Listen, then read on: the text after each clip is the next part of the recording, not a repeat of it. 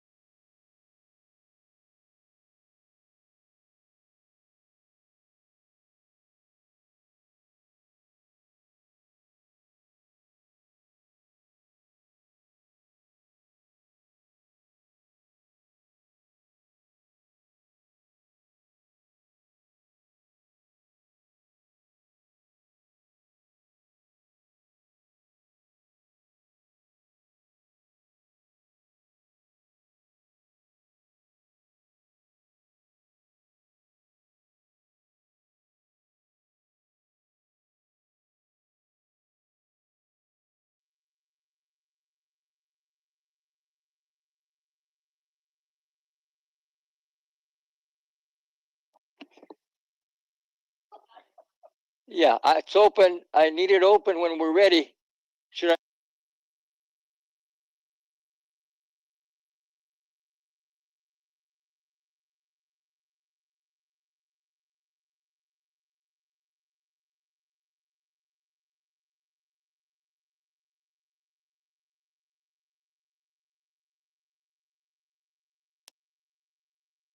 The meeting will please come to order. Good evening, everybody. Welcome to our meeting of July 14th, 2020. We have roll call. Everybody's here. Ms. McFarland is on remote. So would you please rise for the pledge?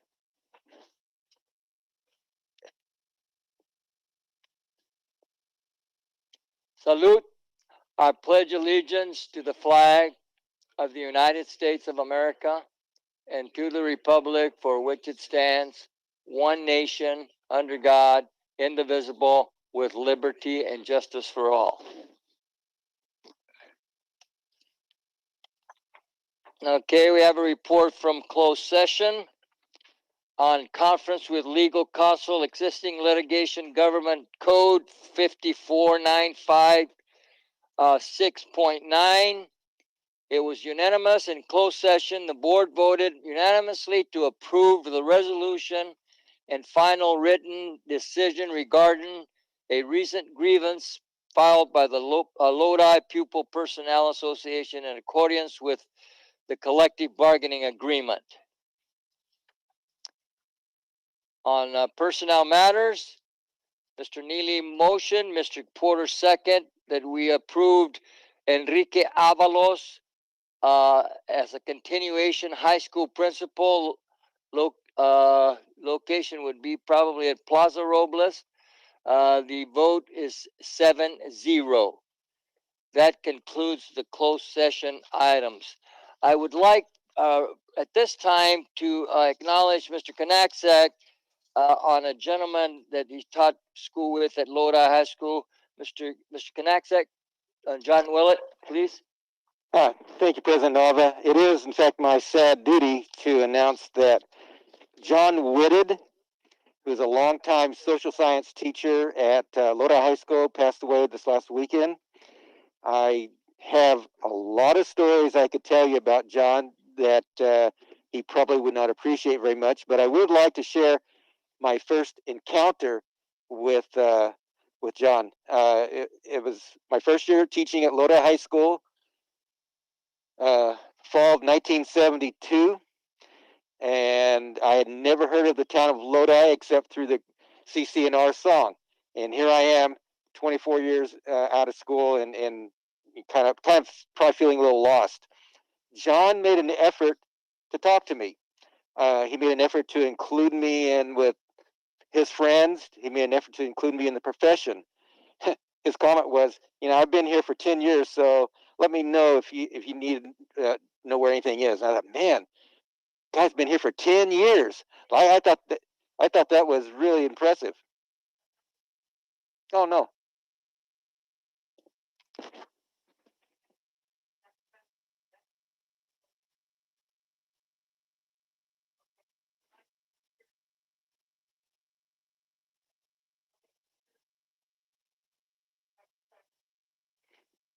Okay, and to continue then.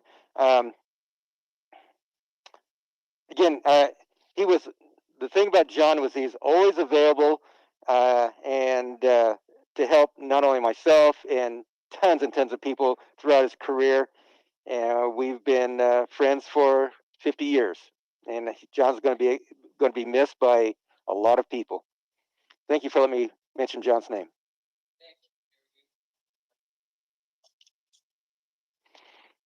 Okay. If there's no objections to the board, I'd like to move the reports, update on health, safety measures as a condition to starting 2020-2021 school year on level 3 full opening after the superintendent's comments. No objection. We will move it to after the superintendent's comments. Dr. Washer, you're on.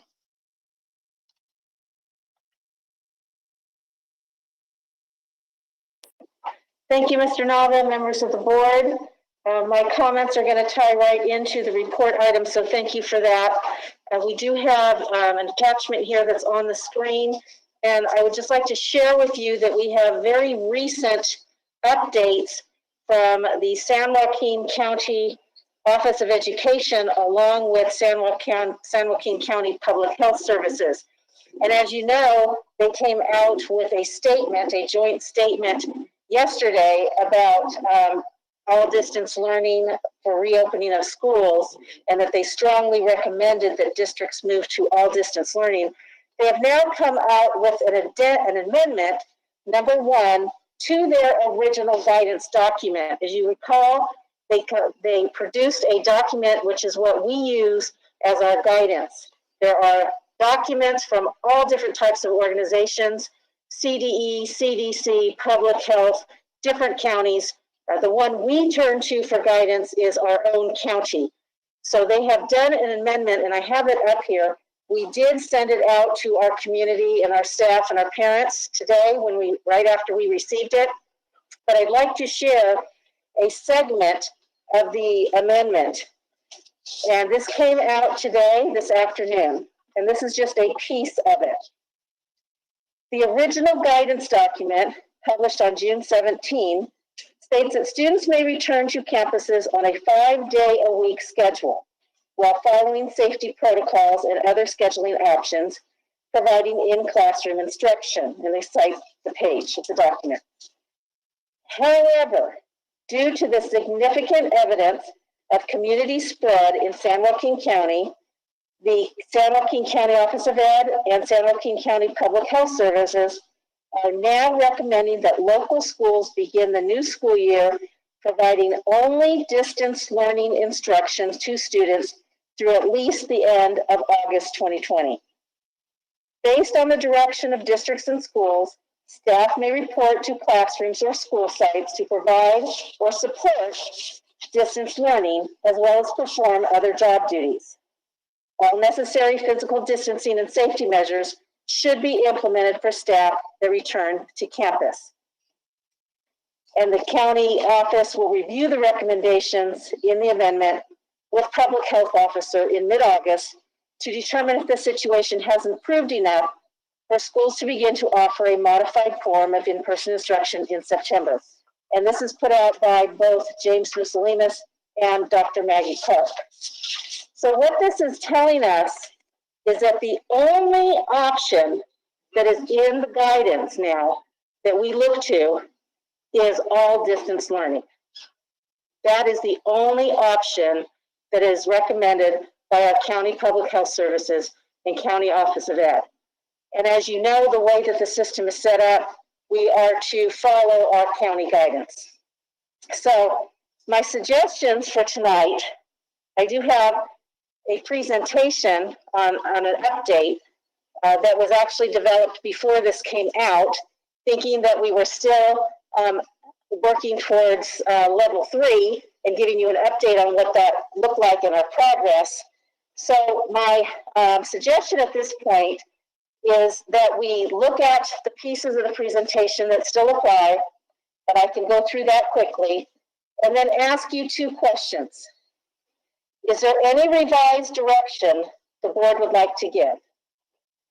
And if at some point the board gives direction to implement level 2, which is the hybrid model, what direction would the board like to provide? So those are the 2 questions that I suggest the board consider and give us direction tonight. Is there any additional or revised direction you'd like us to take?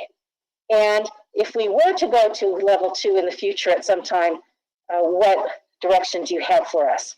So if we could move to the presentation, and I think there are parts of it that I will skip over as perhaps they don't apply to tonight's conversation as much anymore.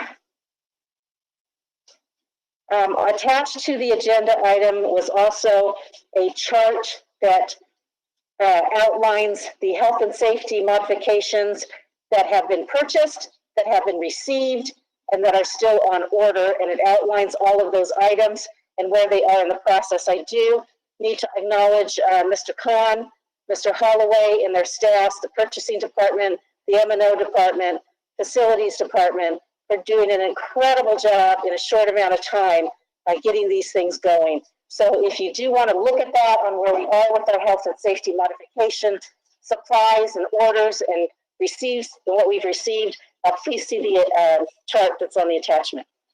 Do we have the presentation up?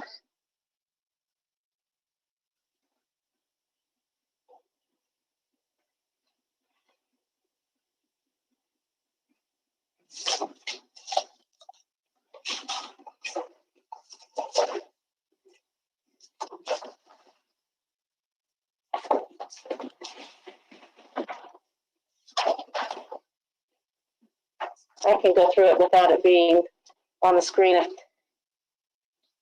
So just some background, on June 24th, the board did give direction to move forward with level 3. So there are some updates here on, because the condition was if we met the health and safety conditions that the board was interested in. So there are some updates on that. But as you know, this is a changing situation, and the district recognizes that this health pandemic has created a changing environment, and the district understands the need to be flexible with decisions, directions, and protocols. The district also acknowledges that as new information emerges, as we have received in the last couple of days, guidance from official sources may change, and that's really where we are at this point. The district carefully reviews guidance from various health and government agencies, and the guidance that we're following, of course, is from our county, the main document that we use. We did present operation level to the board in the past. You've seen that chart, level 1, 2, 3, and 4 before. But I do want to point out that the details for each of those levels also need to be flexible. Those were written when this first started a while back. Things have changed there. Oh, thank you very much. So those details that are underneath those colored signs do need to be modified and changed as we get new information. In fact, the one we're looking at tonight in terms of the county guidance is level 1. However, there is a difference here because the schools and the facilities are not closed. We do not have a health order to close our facilities. So we're really talking about a modified level 1, a level 1 with all distance learning, but yet we don't have an order to close down the facilities. So that piece would need to be modified. The level that we operate under, 1, 2, 3, and 4, can be changed, of course, as the condition changes.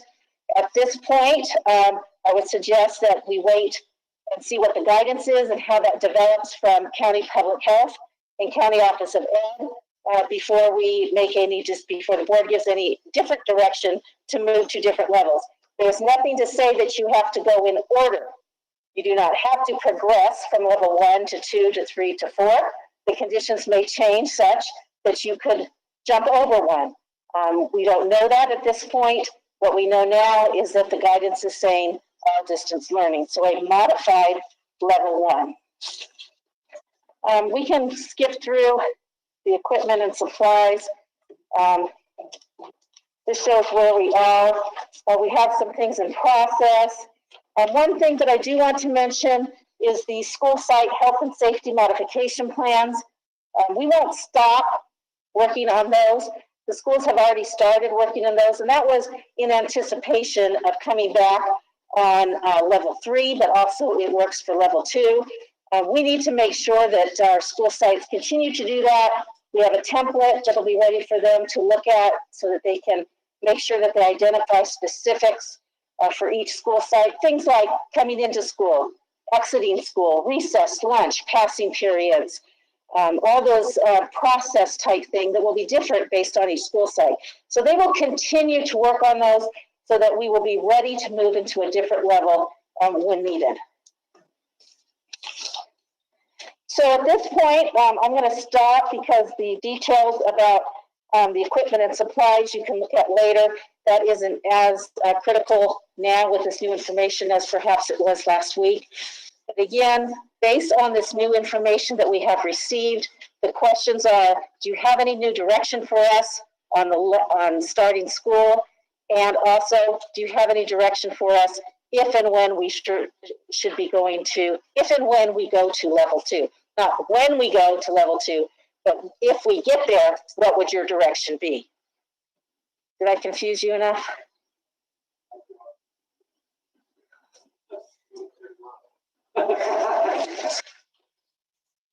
Are you finished, Dr. Watt? I am finished, Mr. Nava. Thank you. All right. I like to go with comments, board comments today. Let's start out with Mr. Neely.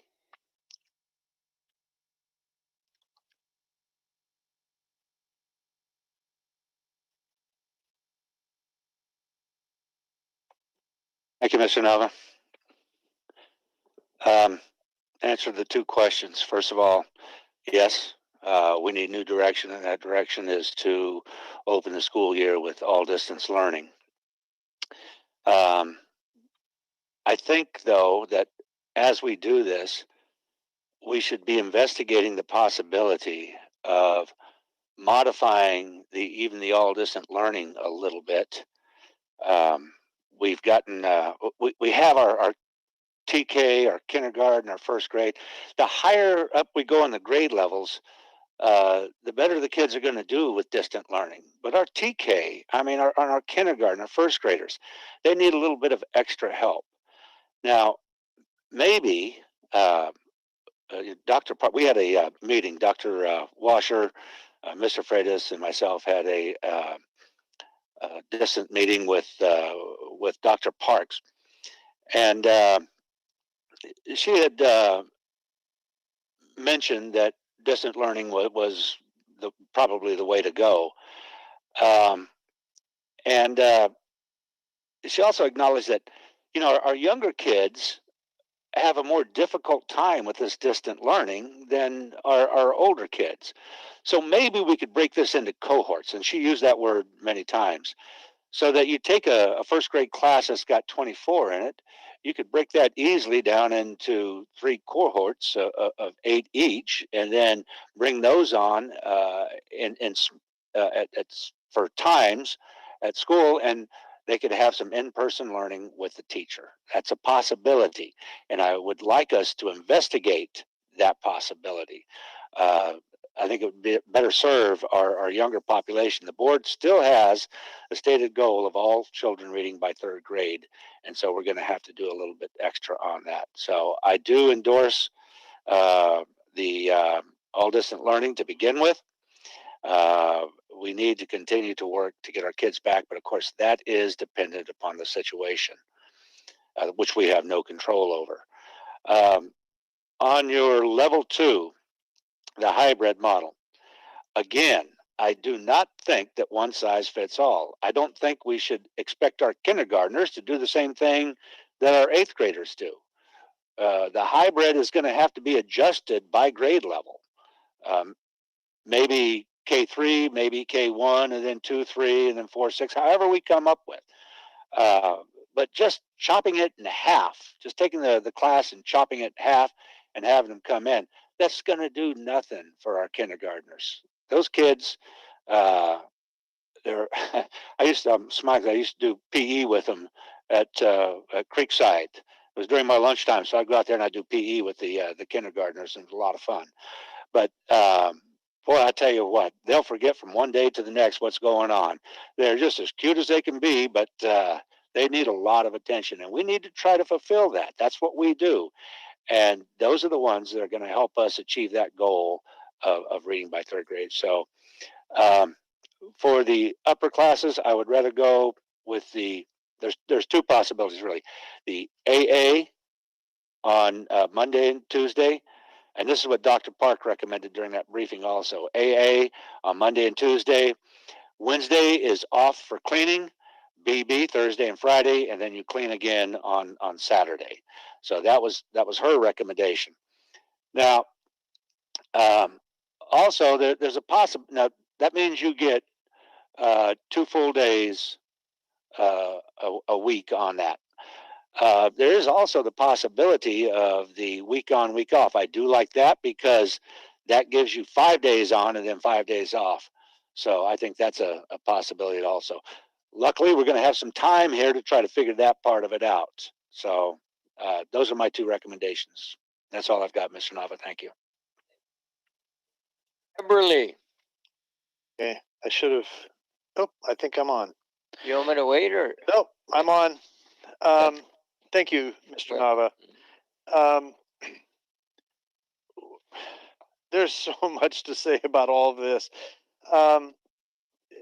You know, when the county came up with their joint press release, it even though I don't particularly fully embrace the all distance learning model, I was really happy to see that they did recognize something that I have been saying for a long time, and that is that they are of a firm belief that our children are best served by a return to as much in-person instruction as possible. I felt that from day one, and you know, I think everybody is of the mindset that we need to go back to as much time at school as possible. And our goal, of course, is 100%. It's going to take a while to get there, possibly, but this first step with distance learning until at least August, as the stated recommendation says, is kind of where we are at. One of the things that does bother me about this, and where I do disagree with the recommendation strongly, is that schools are not just about education. The schools provide so much more, whether it's counseling, speech therapy, psychologists, food service, special ed, and other mental health issues. And one of the things that in my career is that the schools oftentimes were the first line of defense for kids as it relates to child protective services. And without these, the kids are still very isolated, and I completely disagree with that. There are so many other things other than protecting against COVID. There are a lot of things that are damaging and hurting our children, and it seems like that's just passed over, unfortunately, too many times. On the distance learning, my concern's not about the curriculum, because we're using our curriculum. My concern is not about the teachers. We're using our teachers. Um, the concern I have is the mode of learning, and I think we can all understand that there are certain groups of kids that, hey, this distance learning will be a great thing for them, and if that's their choice, go for it. And I'm happy that we are going to offer, no matter what level we're on, we're going to offer distance learning. My concern comes in is that I just keep visualizing a first grader on the computer. They can't even read the directions that they're supposed to do on distance learning, if there are written words for them to do. And I just see such a gap in learning, and to me that's a real concern. I've always felt that computers are amazing as a supplement, an enrichment, and it really gives the kids a chance to explore.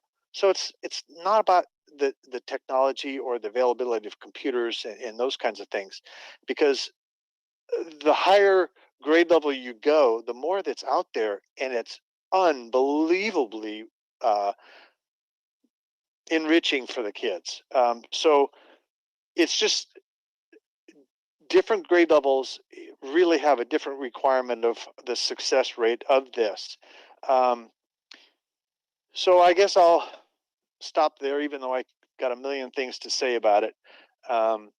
But as your request for direction, Dr. Washer, I have a hard time supporting the 100% distance learning, and that's me, one individual of a board of 7. I'm very pleased with the board that we have. They really do care.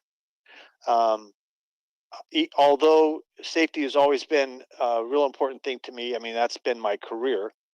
And that's why when we said, let's try to go to 100% in person, with the stipulation that our safety measures are in place. If they're not, then we don't. And that was pretty emphatic. But there are other things, like I said earlier, about distance learning that I just can't agree with. So for that, no, I don't agree with the level 1 model. And for the you're looking for level 2 if and when we go to that. And I think Mr. Neely touched on it. There is quite a variety of them: AA, AB, morning, afternoon, and 1 week on, 1 week off. Well, I like the 2 models that give us as much time on campus as possible. I just don't see a big advantage of putting kids in on a 1 week period. They're at school for 2 days, or in a 2 week period, it would be 4 days. Whereas the other models, they would have at least 5 days in. So I would be in favor of the AB, the morning afternoon, or the 1 week on, 1 week off. Thank you. Thank you, Mr. Heberly. I'm not going to forget you, Ms. McFarland. You're next. Thank you, Mr. Nava. I'm just going to get straight to it, and then I'll give you my rationale afterwards. The board gave a directive in June based on a flat curve, and we thought we were heading in a direction, and I believe we all said it back then, that we needed to be flexible and willing to change. Contrary to sometimes word on the street is that we are inflexible. I would be in all favor of distant learning. I think it's what's best for the teachers, what's best for the students. It might not be what's best for our community. And I think that's a big part of it. I think we have a lot of families that this is going to be difficult for, not only to assist their children of all ages, but extended family that lives with them and juggling a work schedule. And I think we need to be very cognizant and do what we can to help our families, including our employees and their families. I also think when we talk about full distant learning, I'm very concerned about all the special at-risk groups. I'm very concerned about SDC classes. I've spoke with a number of SDC teachers. I'm very concerned about special ed. Those are unique groups of students and educators, and I want to make sure that they are given all the tools they need to be successful during distant learning. And also when we come back, I think most of what we're looking at is traditional classrooms, and those are all but traditional classrooms. As far as level 2, I'm going to say it again, if it's safe for the students to come back, I would love to have them come back as much as possible. I think the model, it's way too early to discuss it. I think we need to have a variety of models ready to go. I'm not a teacher. I don't pretend to be a teacher. I think our teachers know best and how they will best be able to assist our population. I think we need to defer to our teachers and to our administrators and the people that know how to do what they do best. And that includes with the cabinet's direction. I think as board members, it's very important for us to give direction and let the people do what they do best, which is educate our children. So I would be in favor of an all distant learning. And level 2, I would like to leave it open because things are going to change. I'm for some form of a hybrid, but I'd like the professionals to come back to us with recommendations. That's it, Mr. Nava.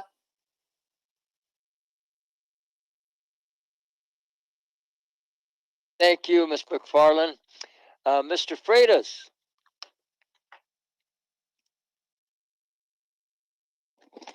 Thank you, Mr. Nava. When last month, when we came to our conclusion, I required that there be 2 things. One, that there be bargaining, but 2, my suggestion that we come back on the 17th and ultimately agreed on coming back on the 24th was ultimately hinged upon safety. And we were assuming certain things and certain curves and certain trends that have not been the case, and it's clear it is not safe for our kids or to come back to the school for the start of school. Um, and and even hit home when I was doing some research from the CSBA, and their magazine pointed out that Dr. Fauci, in this article with his title, says ensuring student and staff safety before reopening schools is a moral imperative. And I don't think it can be said any clearer than that. While education obviously is our major priority, the safety of our staff and our students is a moral imperative to me and is a requirement. So I would follow the distant learning requirement recommendation from the County Office of Education. I believe that that is the safest method, and it's important that all of everyone's safety be taken into consideration and be upfront. As to the distant learning model, I too would follow Ms. McFarland's recommendation and defer to our stakeholders into the method. I see advantages to all of them, and again, would be taking safety into consideration. So those are my comments. Thank you, Mr. Nava. Thank you, Mr. Freitas. Mr. Knacksack. There we go.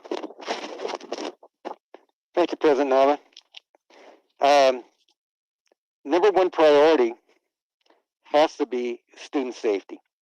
And trust me when I tell you that I would love to send kids back full time to school, but that's just not going to happen in this environment.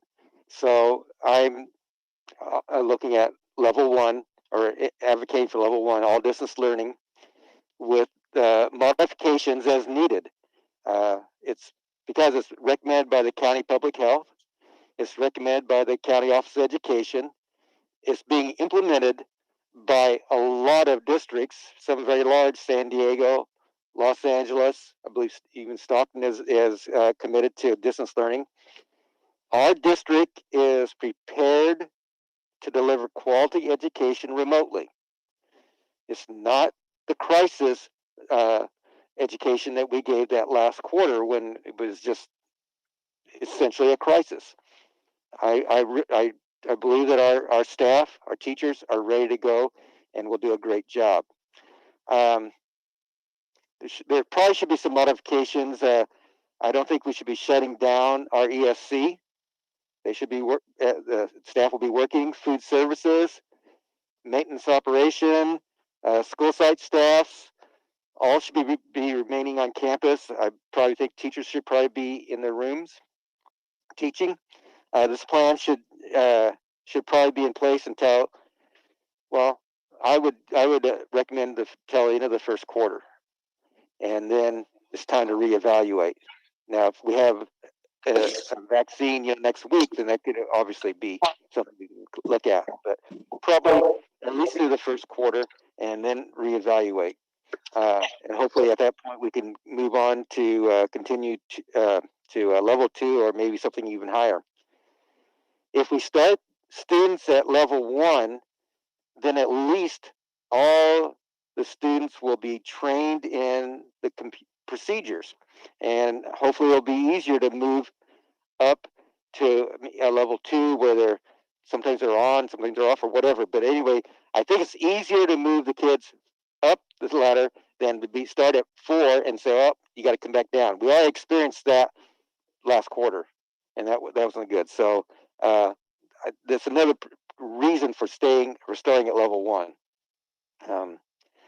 Some of the modifications I think we definitely need to look at is maybe things like people I mentioned, special ed, speech pathologist. I'm a big supporter of CTE courses. I'm hoping Mr. Palmquist down there has taken that into consideration.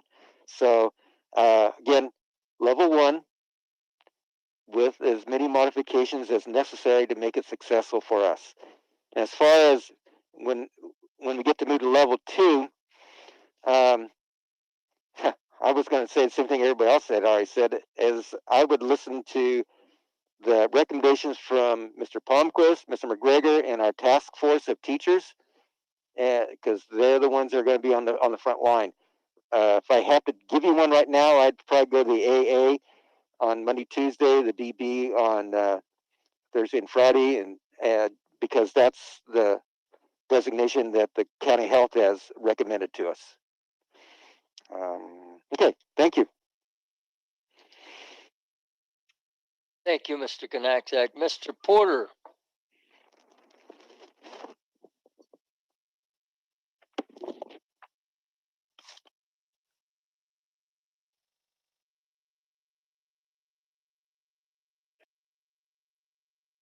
It's not on. There we go. Thank you, Mr. Nava. Um, two very important issues, but I think we've come to a good conclusion on them. One is I'm in favor of distance learning. I have faith in our teachers that they can facilitate this. In fact, I know that they can. Also, they'll be on the first line. I believe that the teachers working with their students will be able to refer students to hubs where we could send them to, say, if they need emotional help or we have attendance issues, and those hubs would be organized by admin at each site. Varieties of ways they can do that, and our teachers are best at seeing what is needed for each student. And in addition, with distance learning, I would like to see it go for the first quarter. The reason why I say that is I like to give our teachers and parents and students clarity on how long it'll last. And that way, parents and teachers can set up childcare and things that they need to do for that first quarter. At the end of the first quarter, we could re-examine where the county health is and where we go from there. So I have total faith that our teachers who are in the front line will be able to facilitate this, come up with a very good curriculum. Obviously, face-to-face is the best, and supplement that with, if there's kids in crisis that they notice through their Zoom or Google Meet, they'll be able to refer them to what I call a hub, and then those interventions can take place with administrative and counseling help.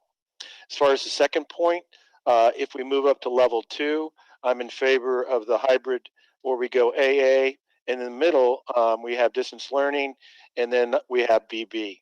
I think that works best for both cleanliness, and at the same time, we can minimize contamination from different groups if we were to go AB. By going AA and then BB, we have at least minimized the contact and cross contact that could occur. The key to this is, and then we all know this, is going to be our teachers. They can do it. They are always very nimble.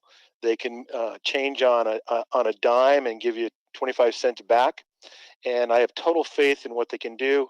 We just need to support them, whether it's through task force or it's through administrators letting them go and giving them the facilities they need and materials they need to be successful. We will be successful.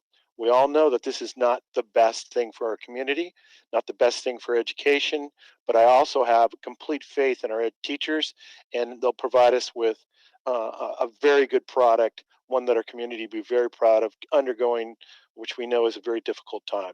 So I'm in favor of all distance learning for a quarter, and then of course I'm in favor of the hybrid AA and then BB. Thank you, Mr. Nava. Thank you, Mr. Porter. Let me sum this up a little bit for our board. If I'm not in the correct area, please feel free to correct me.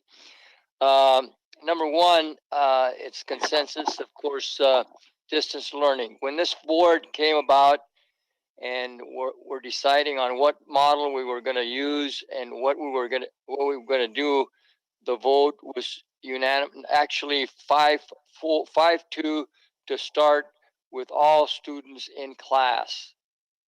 At this time, being that the COVID-19 has all kinds of chaos and problems and people in and out and more people getting it, more people test it, and et cetera, et cetera.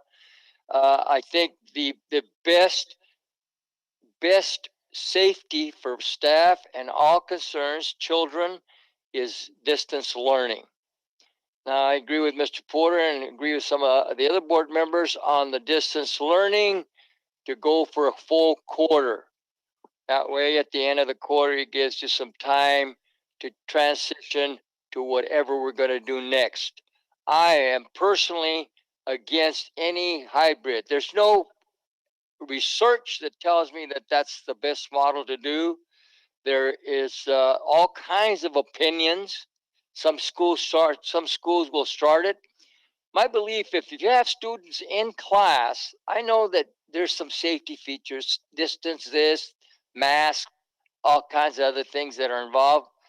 But if we're going to have students in class, I think you skip that 2 and go to 3, where we have all the students in class with all their teachers and with all the safety things that we have worked on and the cabinet has worked on and that type of thing. So I'm not even discussing 2 because I'm not into part-time education that I call it personally. And we do, like I said, include all the students on distance learning, and that is the safest thing that we can have. I think that there will be some flexibility. I know that, these health people have a recommendation. It's a recommendation. They didn't tell us, you are to start distant learning. That's all. No, nothing else. They just recommend it. So we have some recommendations there. So we have some flexibility.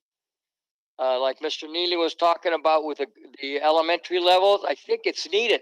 Flexibility is needed because, my gosh, somebody has to know who's teaching the students, and the students need to know who's conducting the lessons. And if they meet, give some flexibility. Where I toyed with some facts that you might have 5 students at a time, even an outdoor education meeting with the teacher that is on a distance learning assignment, and then set those students straight, introduce themselves, and then they know who they can relate to. And the same token, they know that those students will be ready with the Chromebooks or whatever is necessary to continue a first class learning experience on distance learning. That's my 2 pieces, and I think that the consensus is, Dr. Washer, is distance learning for the first first quarter.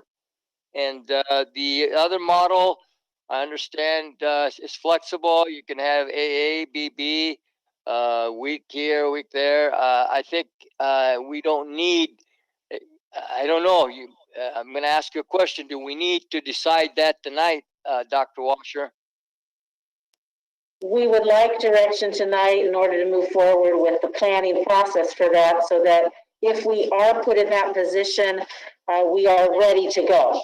That is why we are asking for direction tonight.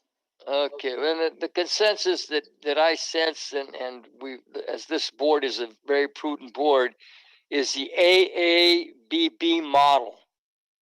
And that's a recommendation, I guess, from some of the health people, Maggie Parks. But it's one of the hybrids. Like I said, I'm not in it. I don't agree with it, but the board is prudent enough to select that model, and I think that will give you direction on that.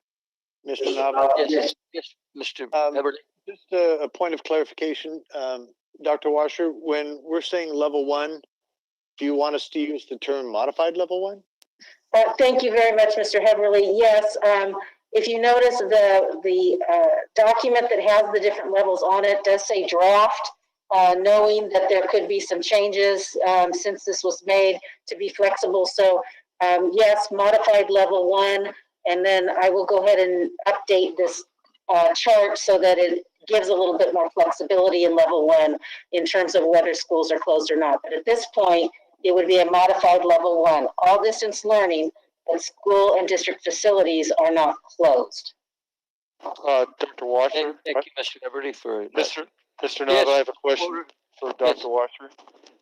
On your level 1, where your labeling is modified, and you're saying that the schools are still going to be open, is that correct? The facilities. What about after-school activities? What about sports? Have we looked at that? Sorry. Because according to your level one that you have now, the modified, those have not been addressed. Thank you, Mr. Porter, members of the board. We do anticipate additional guidance from the county on sports. They have told us that that is coming, including the conditioning that has been approved at this point. There's going to be additional guidance on that. So conditioning and the actual sports, there will be guidance on that. But in level one, there still would not be those big activities where groups of students are congregating, dances, large clubs, large gatherings. Those would not be permitted still in a modified level one. You had another question and I don't think I answered it. Well, I'm asking that, could we have clarity on that so that the parents know exactly what will be permitted and what will not be permitted? And obviously, any time on this. But I think that would reduce the number of questions that and emails that we get towards the board, because after-school activities, of course, at all levels play a very vital role. And of course, sports are a big part of what we do as well in providing an overall education. And obviously, if we're on distance learning, I struggle with how we're going to be able to do sports or after-school activities, just from my point of view. And I know a lot of people in the public would like to have that washed out or clarified. That's just my question. Thank you. Thank you, Mr. Porter. I have some input on that. I know that California Interscholastic Federation is meeting July 20th to decide. The community colleges, generally, they follow the community colleges. They are not having their fall sports. Those fall sports are going to be changed to January, which would probably be a spring sport for them, and start football then, according to the community college. Now, the CIF, I have a suspicion that they will come back and do the same thing that the community colleges will do, since we're going distance learning. And I know the two districts in the county are already going to distance learning, that they would change their schedule.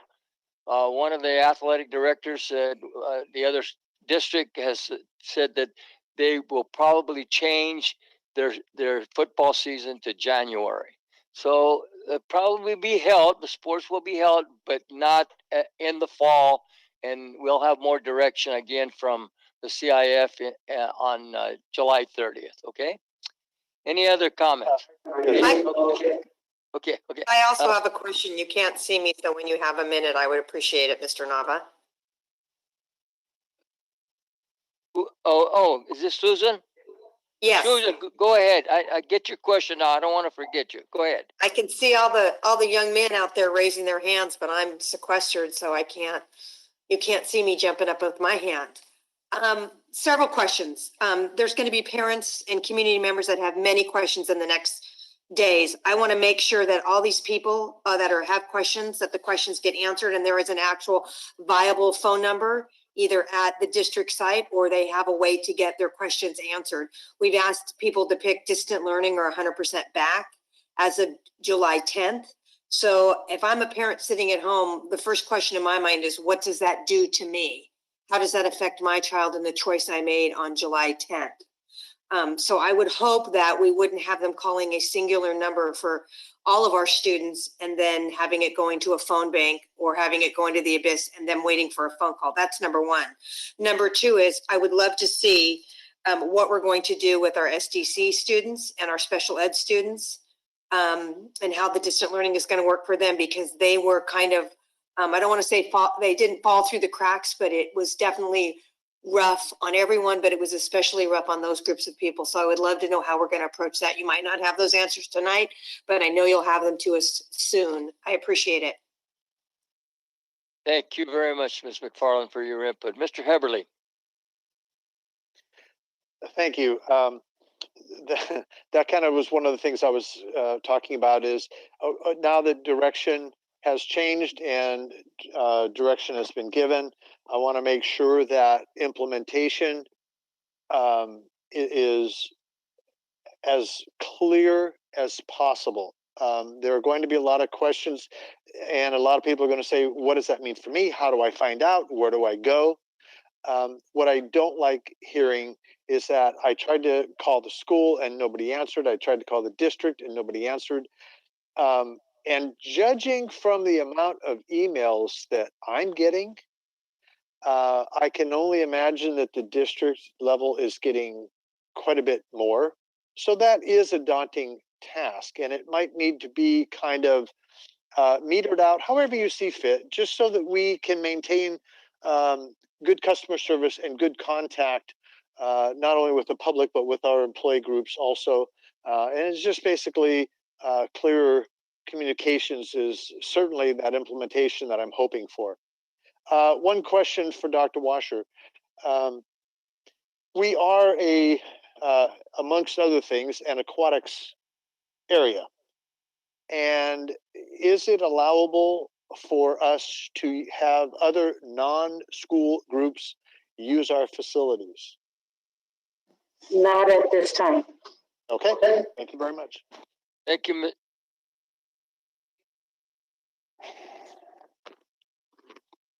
Okay, Mr. Neely? Yes, there we go. Thank you, Mr. Nava. Real quickly, some of the things.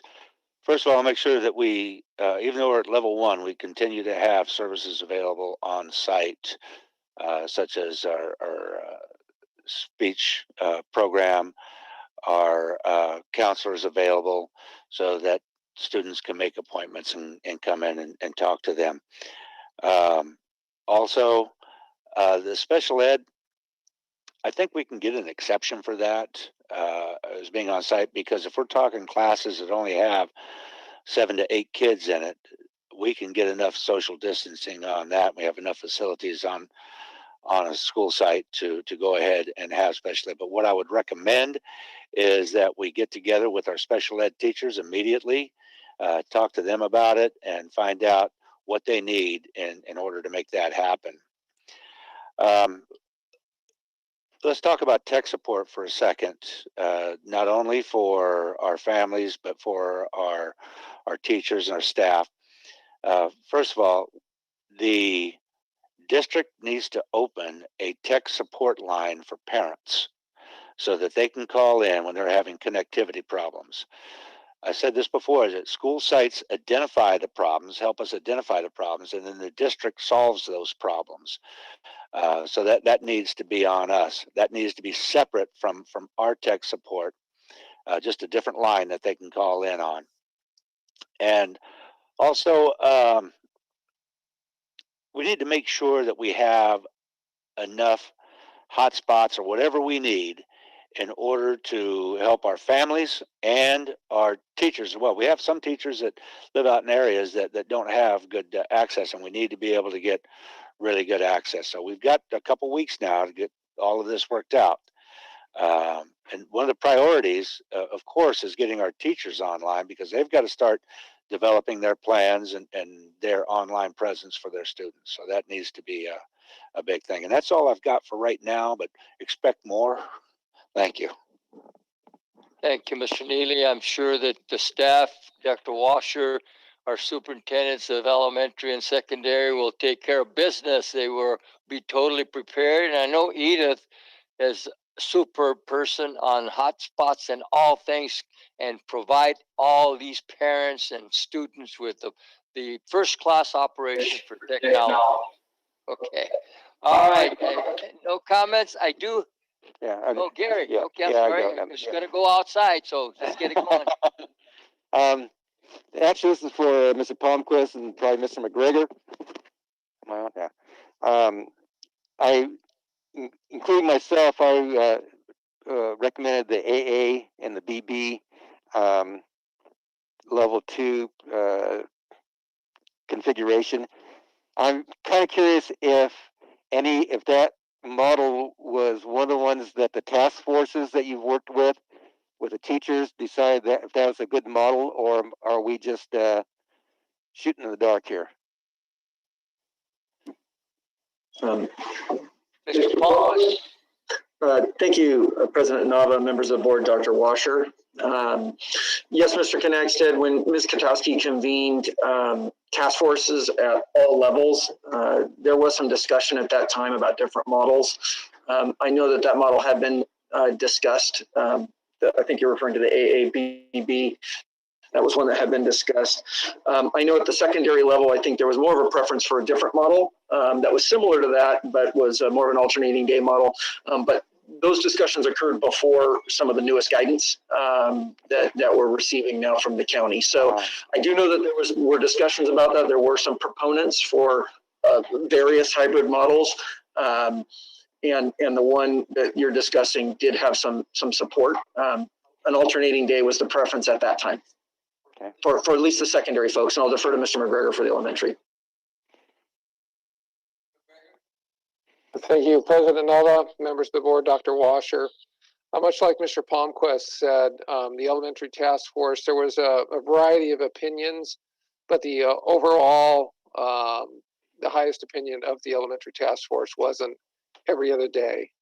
So ABAB, that was the overwhelming, well, not overwhelming, but that was the dominant choice of the members of the task force that met with Ms. Katowski at the elementary level. Okay. So it would, I guess it would, you know, we've recommended in our roundtable here the AABB, but I'd like to treat that as a recommendation and for you folks to take a look at it closely. And if there's a reason why the other something better, by all means, share that with us. Okay, thank you. Thank you, Mr. Konexak. No other comments. This report requires public comments. So, Valerie, are you in charge of that? Yes, Mr. Nava. Do we have any comments from the public? Yes, we do. Our first person is Justin Tomac. Justin Tomac, you're on, sir. Thank you very much, board. Thank you very much for Gary, your comments tonight. I kind of echo my own sentiment, and I appreciate that. My main concern is, of course, our students, and we want them to be back in the school, same as all you, as soon as we can. But I'm very happy that you guys are taking the guidance to keep the distance learning for the first quarter. But I do worry once we switch to another model, once the county gives us different guidance, that many of the parents will jump on the opportunity to get their students back into the classroom when it's still not fully safe. I think going to that level 2 hybrid distance model is better than a full distance model because everybody wants it back to normal as soon as possible, even before it's safe. That's the end of my comments. Thank you guys very much. Justin. Next, Valerie. Next comment is Nicole Champeau. Nicole, you're on.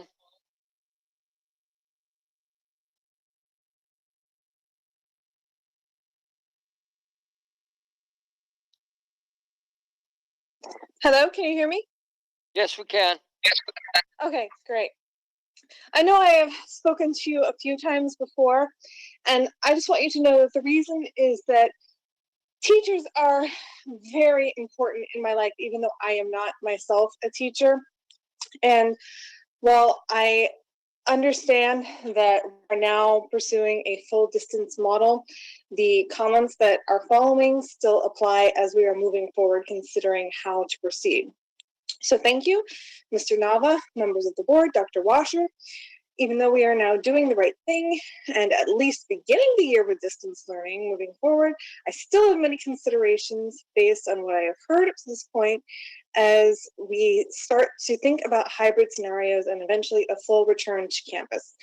Please understand this is based on general reaction to the district more than this board specifically or any individual board members.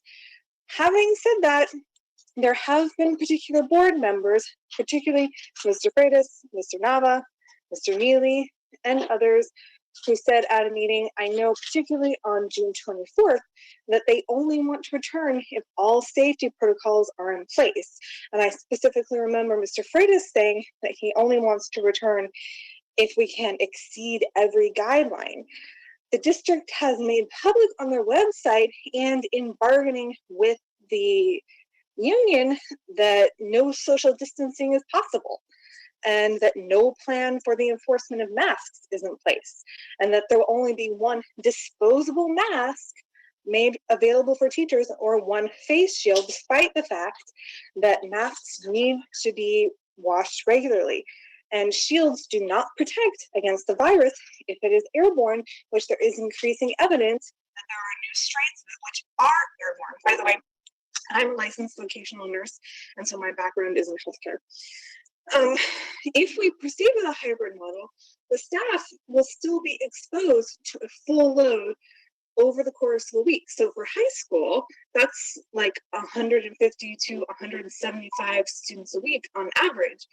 And so it might be maybe slightly better for students, but it's no better for staff. And the staff would be asked to teach a double load because they would be doing in-person and distance learning. Like, you're not going to come up with, extra magical teachers that you just have access to because you decided to proceed with this model. There still will not be any guarantee of proper social distancing. There will still not be any enforcement of the wearing of masks on the behalf of students, who are the ones that are more likely to pass the disease along, even if they are not showing symptoms. You will still only be providing one mask and one shield per staff member, which is ludicrous. If I were a nurse working in a healthcare facility or a hospital, and that's all the PPE I were provided, I would be calling the ombudsman, or I would be calling my DON immediately and threatening to walk out. And you are still a potential large group of staff member, and department meetings, it's a potential exposure for these people that you have to force to be together in, like one space, even if it's in the gym or something. Also, the AABB format, does that mean that every 3 days the campus would be cleaned? Like, how many kids are still coming in contact with the same space before you still have in-depth sterilization or sanitation of the room occurring? Still, we are currently following the county recommendation for distance learning. If teachers are required to be on campus, which is what the district has been pushing for, and some, if not all, of the union members don't support, what about the teachers with kids who are at home doing distance learning? What are they supposed to do with their children? What about the high-risk teachers? What about the teachers with autoimmune diseases? Are they supposed to just go onto campus where who knows how many people have been in the place where they're being forced to teach, and they don't know how long it's been since it's been cleaned, and they're just still supposed to report to work every day? So this still puts staff and students in potentially serious situations with high exposure, not enough PPE, no mask enforcement, no plan for the teacher's family needs, health, or safety, and it sends the message that teachers aren't trusted and that they need to be on campus so they can be monitored, despite the fact that they, have a credential in teaching, which, would give us the idea that perhaps they know a thing or two about how to educate people. This shows no respect or consideration for high-risk teachers or teachers who have general concerns for their family members or for their personal health and safety. No proper plan for leave time for teachers who contract the disease or need quarantine. What is a teacher supposed to do if they get exposed and they have to be in quarantine for 14 days, and they only have 10 days of sick time? And so then they are responsible to pay for a sub for 14 days, plus applying for unemployment for disability for 4 days. And then even if they don't have COVID-19, which they may very well get any number of times in the future over the course of the next 10 months, and they still will have to enter into that situation where they have to enter quarantine again for 14 days, but now they have no sick time. Plus, we keep hearing about this task force where teachers are supposed to be consumed. We keep hearing about this task force. When are we going to hear about all of these teachers whose opinions and thoughts you so judiciously sought out? We need to see that you are living up to your vocal and public statements. Don't just tell the public that you care about staff and students, and then secretly ask staff and students to continue to be exposed and take risks. This is insulting and hurtful. Even now, you did not move to distance learning until recommended by the county health officer. There should be distance options available for teachers as well as students. Teachers are people too, and demand the same safety and security as managers. Nicole, this is the President Nava. Please wrap up. Can you wrap up, please? Yes, I'm sorry, just one moment. It may be an unpopular opinion, but schools are meant for teaching. Everything else has been forced upon us because society does not want to pay for the separate resources that are truly necessary for schools to be the actual primary job, which is educating students. This is not to say that we can't have other resources, but when society relies on schools for providing those things, there is a huge problem that keeps teachers and staff from doing their jobs.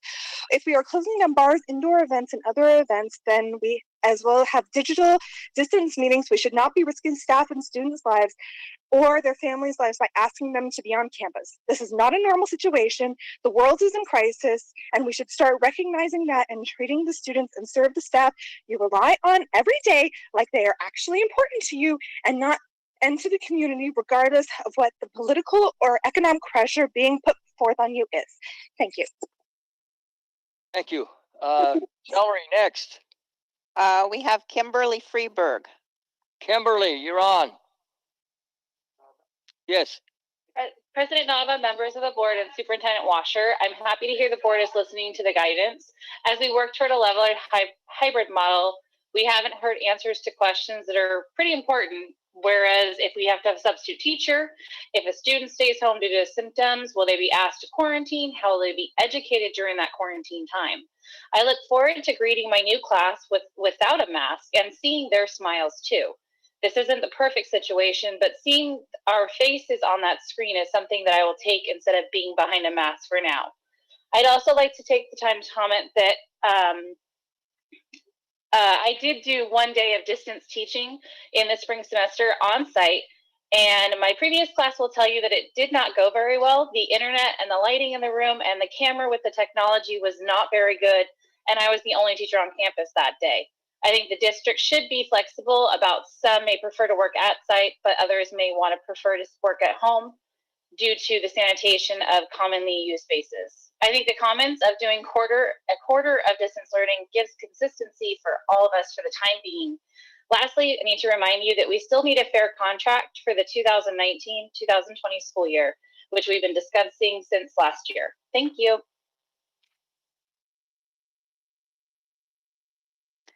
Next, we have Rob.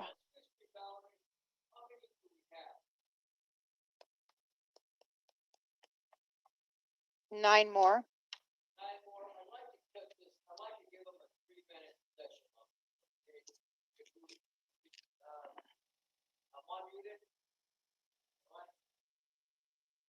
I'm unmuted now. I'd like to give them 3 minutes and wrap it up right quick or less. Thank you. Okay, Rob Reynolds. Rob, you're on.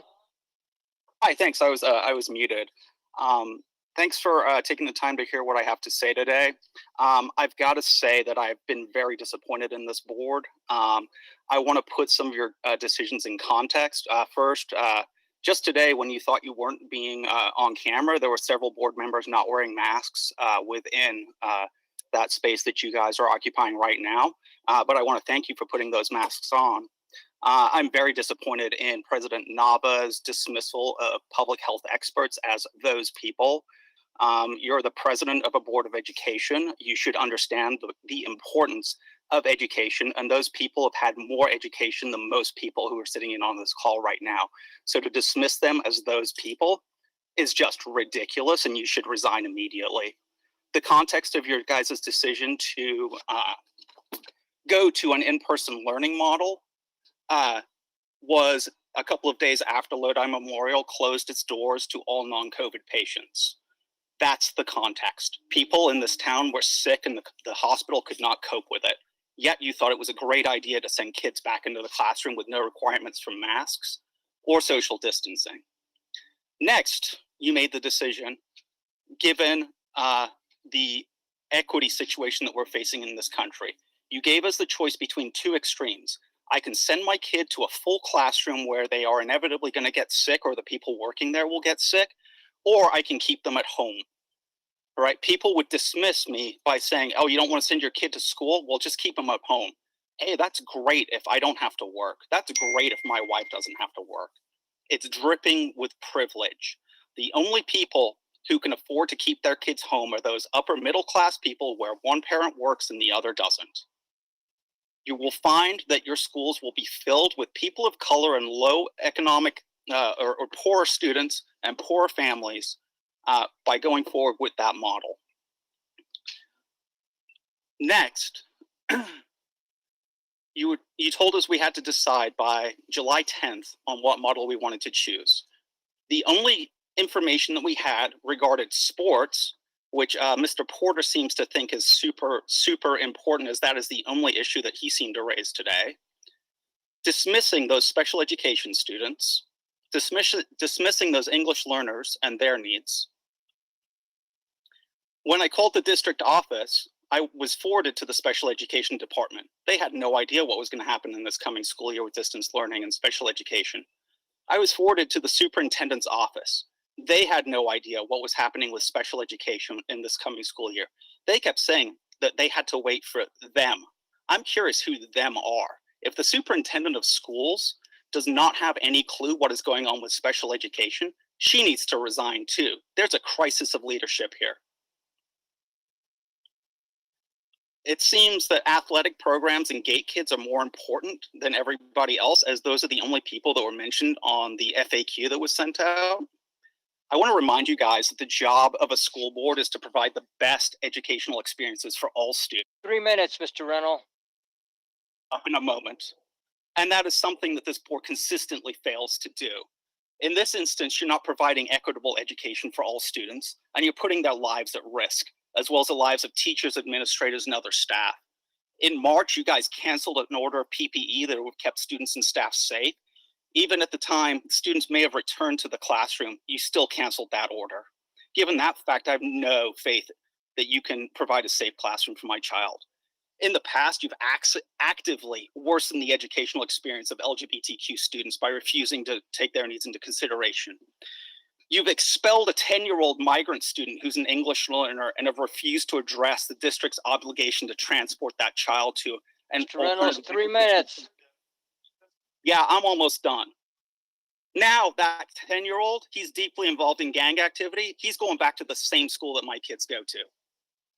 Now, I'm sure that when I'm done with this, you can hem and haw all you want about how I'm wrong, but your actions and policies and decisions say otherwise.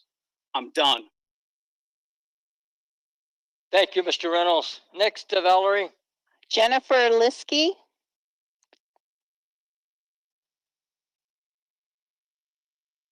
You're on, Jennifer.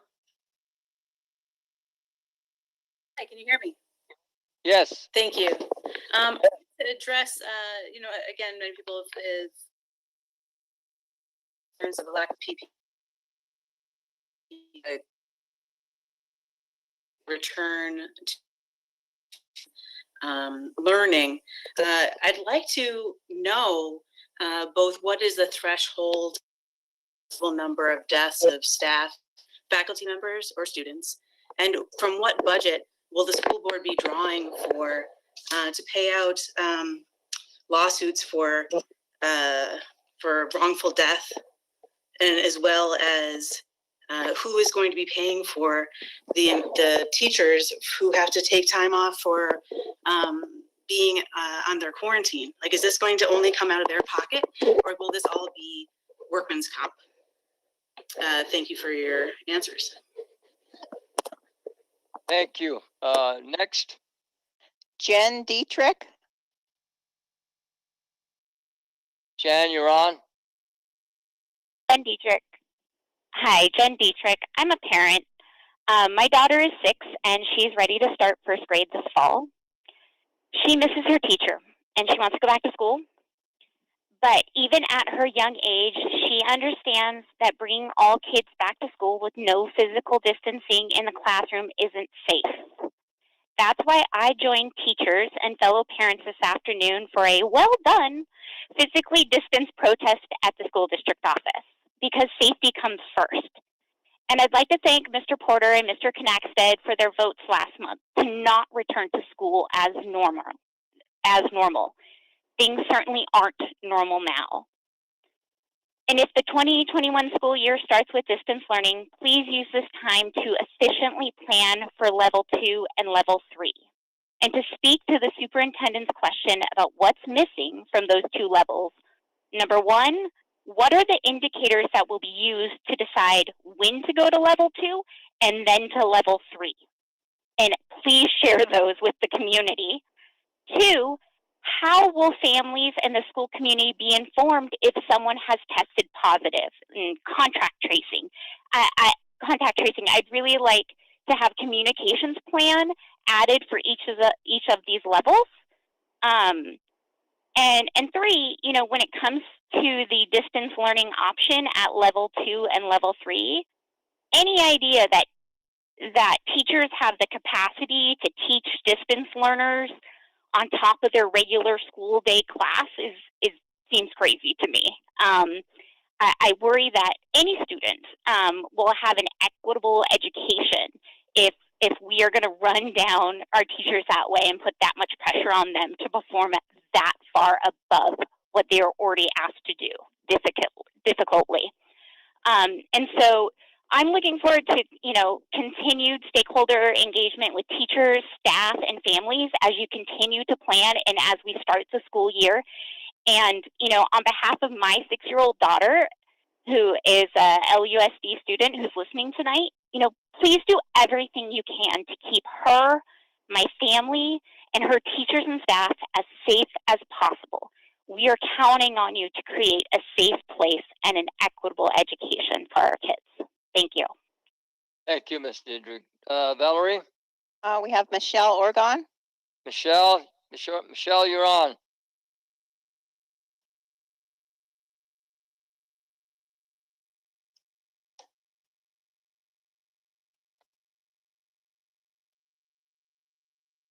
Michelle, you're on.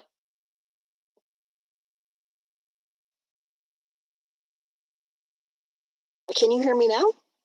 Yes. I thought those are our famous new words, right? Can you hear me now? And good evening, President Nava, members of the board. I would like to start by saying thank you for your decision in looking at the recommendations from our county superintendent and the public health officer.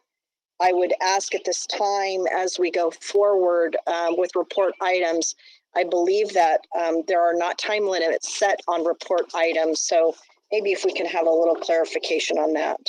But as we go forward with this report item, I want to thank all board members for their opinions and ideas and suggestions as they go forward, as we are a democratic society and we look at this democratically as to we are all here to do what's best for our students. We may just have different ideas as to how to go about that. As we talk about reopening, let me rephrase that. As we talk about going back and starting school in a new school year, and we are looking at doing this through a distance learning model, I would ask that as you give direction for the bargaining table, that we definitely look at, as you've talked about before, giving those teachers that are high risk the opportunity to teach and instruct at home. As we were made aware of letters coming out to parents to sign up for distance learning, those letters reached the mailbox Thursday, Friday, and Saturday, where parents signed up frantically.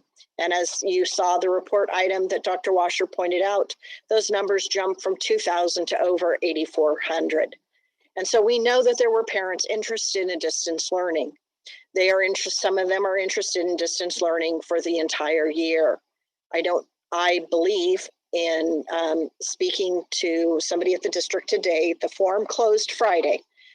Is there an opportunity for us to open that form and make sure that we capture any families that want to continue distance learning for the full year, so that maybe we have certain teachers that are set up to teach it for the full year, as we assign others to teach it going forward for a period of time that you've indicated, a quarter at this point in time. I hope that you consider that teachers do not have to come into their classrooms. I have been receiving complaints over the last 2 weeks that teachers have been in their rooms and other staff members and visitors have been walking through campuses without masks. This is concerning if I think that my room has been sanitized, that visitors have come in, that staff members not wearing masks have been in my room, and I don't know that that has happened. And it's possible that the custodian may not know that somebody has been through. So we definitely need to make sure that we are Wrap providing up, Michelle, 3 minutes.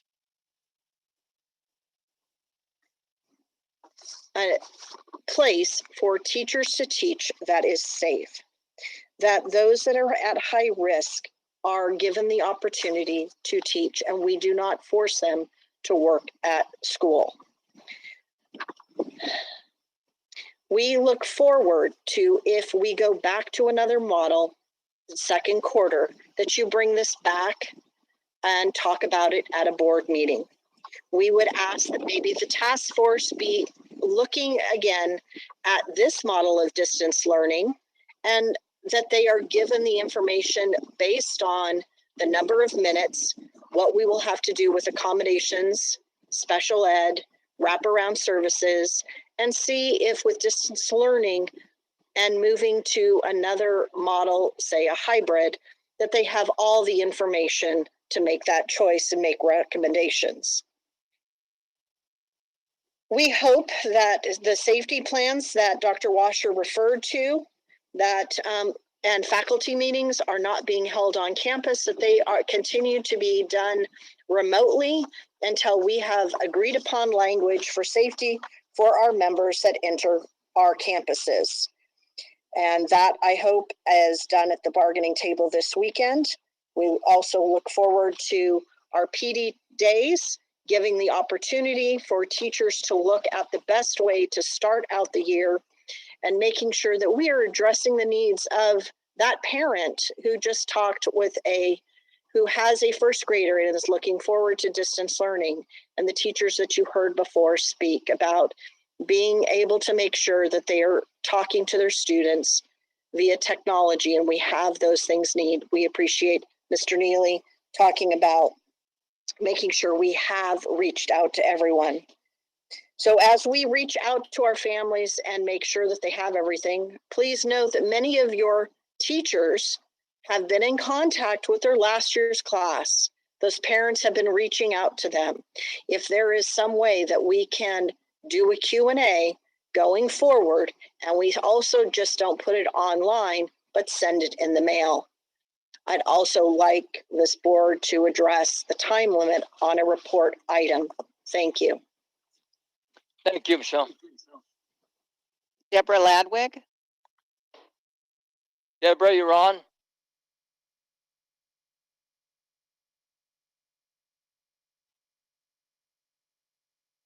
Thank you, President Nava, members of the board, and Superintendent Washer. I hope you can hear me. Yes. Excellent. I just want to thank you tonight for your discussion. I understand we will go to a full distance model to open school. I especially appreciate the thoughtfulness of the board members who indicated that we should do it for a finite period of time, quarter one, so that now everyone knows it will be through quarter one. Won't have to worry about something happening, September 1st. I also just wanted to address the opening of the schools and the business offices and such. Wanted to make sure that with the opening of the facilities, we are going to put in place protocols so that people will be following the guidelines, that there will be masks that will be worn, there will be heightened cleaning, of areas where people would frequent. You know, adults will be using the restrooms, things like that, that we will be having heightened sanitation to make sure that it's a safe environment for all of our employees who are coming back to work. I have been to the district office a couple of times in the last couple of weeks, and I've seen on the front door a notice that says masks must be worn upon entering the building and standing in line. But then I also noticed that during the day when people are working, even though they would be in what I would consider a common area, so not sitting at their desk, but out, say, in an area by a copy machine or the coffee machine or something like that, they're not wearing masks. I would hope that everyone would wear their mask at all times unless they are in an enclosed area where they're by themselves to keep everyone safe. But I look forward to our new school year, whatever it might look like, and certainly starting with a distance model and getting our classified staff back on campus will, I think, alleviate a lot of the fears of our classified staff. I can't even tell you how many phone calls over the last week about people who were certain that they were fired, that they were all laid off. There was going to be nothing for them to do. So getting back to as normal as possible with people on campus and coming to work every day, I think will help. But I would also like to ask that the district, if possible, look at some type of I don't know, I don't think that currently we're thinking about doing the bridge program or the ACES program, the after school type program, but would it be possible for us to run some type of a program like that for the children of our employees so that our employees could come to work, but they would also be able to have a program where their children could go and they would be safe? Just a suggestion, but thank you very much, and I look forward to the rest of the meeting. Thank you, Deborah. Valerie, next. We have Mary Valerga Hood. Mary, you're on. Good evening, members, President Nava and members of the board, Dr. Washer. I am really glad my initial script will have to be changed up, and as you listen to other people, I'm gathering different ideas. I am very thankful that you have listened to the advice of our scientists, our professionals, and that you will be going on a level up basis. And that has been an absolute stress reliever for, I know, a lot of teachers, that we are now going to be doing the right thing. I wanted to start off by giving you the data because I had been the LUSD data statistician for the COVID numbers in our county. And so I'm going to remind you that on June 2nd, those numbers were 982 confirmed, 35 deaths. As of today, there are 7,216 confirmed and 73 deaths. So you're doing the right thing. And it is the right thing because we could not keep our students safe with 24 in a classroom in a portable building with no soap and water in my case. So I appreciate that you have really made the right decision. But from here on, we need a plan. We have to have a plan going forth. And I really do think that teachers are ready to do distance learning. I want to let you know a little bit about my successes with distance learning. I engaged both my principal and vice principal in a challenge. The students came up with a number that they wanted to, how many books could they read the last quarter of the fourth quarter. And so I just want to let you know, distance learning can be a success. It was emergency distance learning last time. This time, we can be ready and prepared and have engaging activities for our students. In the last quarter, my students read 7,779 minutes. They had 1,491 Dreambox lessons. So as you engage with your students, we met every day in Zoom. So we need to have some consistency we need you to bargain with our team so that all teachers know what the expectations are. We were kind of at a free for all on the last quarter. And those of us, we are ready though. We have so many engaging activities to work on and go forth with. It is integral to have parent communication. As you know, there were so many, there was really no plan. When you have over 1,000 people saying, what do I do? How do I do this? That's not a plan. Let's get it right and move forward with a plan. That means that our teachers need to be involved. Our school psychologists need to be involved. We know the importance of social emotional. One of the ways we meet that for distance learning is one-on-one. Differentiation was so key for our distance learning. That allowed so much flexibility. We could individualize instruction, and it allows us to have more one-on-one time with parents and children. So that social emotional, which is a key piece for our kids. 3 minutes, Mary.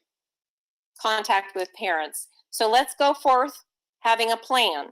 Meet with our psychologists, have expectations. What does distance learning look like? Bargain those expectations. SPED needs to be involved. All groups need to come together so we can do this right and continue on. I love the idea that it's for one quarter because that gives parents, okay, I need to plan for this. So I appreciate that you have listened to the data and the science, and I am looking forward to hearing from our bargaining units that we are working together and have a plan so that parents know we have to really meet the needs of our bilingual students too. They need, those families need a specific contact. That was one of the missing pieces. And I know you've mentioned hotspots, but we need someone they can call if they need help with getting accessibility to distance learning. Thank you. Next, Valerie. We have Jenny Miller. Jenny Miller. Jenny, you're on. Unmuted. Hi. Hey, thanks for taking my comment. I just want to say I'm not going to yell at you guys. I know you have a tough situation on your hands and your decisions aren't going to be loved by everyone. So I can appreciate your position. But I do have some facts and a differing opinion than most of these friends who've spoken. I'll try to make it under 3 minutes. So first, the Journal of the American Medical Association states that the overall burden of COVID-19 infection in children remains relatively low compared with the seasonal flu. In addition, our kids aren't likely to spread this virus as highly as some are concerned about. According to the NIH, population-based studies were done in California, which suggest children may be less likely to be infected. They found only 2 outbreaks and had one case study where an infected student actually went to school and didn't infect anyone. Furthermore, Jennifer Schuster, a pediatric infectious disease physician, says initially there was a lot of thought that this virus could be spread by children in congregate settings, which is common for other respiratory viruses like the flu. What we're seeing more and more from the data that comes out is that child-to-child or child-to-adult spread is actually not common. Our kids need to be in school to get a well-rounded education. According to the Brookings Institute, the learning loss in the spring from distance learning was between 50 and 100% of a whole year's worth of math, and that's just the math. I worry that more distance learning would be a further detriment to their education. Students need to be in school for their safety and mental health too, as stated so well by Mr. Heberly. The American Academy of Pediatrics has cited child and adolescent physical or sexual abuse, substance use, depression, and suicidal ideation as a risk of keeping schools closed, and said it places kids at a considerable risk of morbidity and in some cases mortality. Considerable risk as opposed to the low burden of COVID-19 infection as cited in the Journal of the American Medical Association. The American Academy of Pediatrics recommends that all policy considerations for the coming school year should start with a goal of having students physically present in school. This is a far cry from the strong recommendation of our county public health officer to do distance learning for yet another month, and who knows whether that's going to change. Finally, our kids should be in school because it's their fundamental right. The April 2020 Supreme Court case of Gary B. versus Whitmer found that students have the constitutional right to a basic minimum education.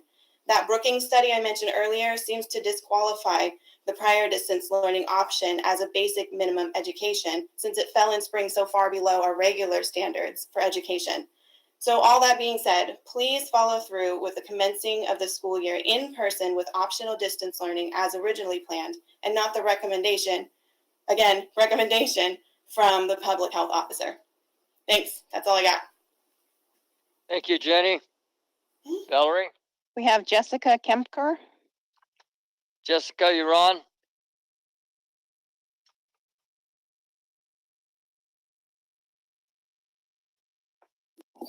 Thank you, President Nava, Dr. Washer, and members of the board. I just had a couple of quick comments for you this evening. My first is that I'd like to point out, I'd like to comment on the fact that Dr. Washer pointed out that the county's recommendation was that learning must be all digital, but that school buildings are not closed. I want to urge the board to continue encouraging our district officials to let as many employees as possible work from home. With the proof of community spread in our county, employees are at a great risk of transmission within their offices from asymptomatic or newly symptomatic coworkers. In a perfect example, I've had an immediate family member test positive for COVID. At this point, I am under my 2-week quarantine. With work from home, this isn't a problem for me, as I wasn't coming into the office anyways. However, if we were back to the office full time, I could have exposed an entire building as I work at the district office. Allowing as many of us as possible to continue working from home can only increase the safety for our employees. Excuse me. Also, many of our employees who are now going to have their children home with them with required distance learning. If they are required to go into their sites, they'll need to pay for childcare. These same employees who you couldn't afford to give their COLA raises for the 1920 school year, even after we'd finished working it, and who have been told we probably will not be seeing raises for the next 2 years, are now going to need to pay for communal childcare for our children, which is just then going to increase the likelihood of infection, again, in our own employees. So my comments are thank you. I appreciate the fact that we're moving to distance learning, but I would also appreciate continued thought on letting as many employees as possible stay on remote work. Thank you, Jessica. Valerie? Our last comment is from Abdul Musref Khan. Mr. Khan, you're on.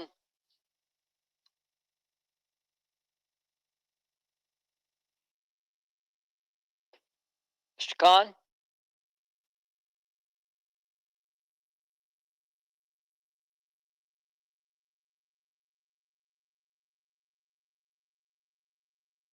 No longer on. That concludes our comments on the report item. We will go through our agenda again. The next on the agenda is comments from the public. I'm sorry.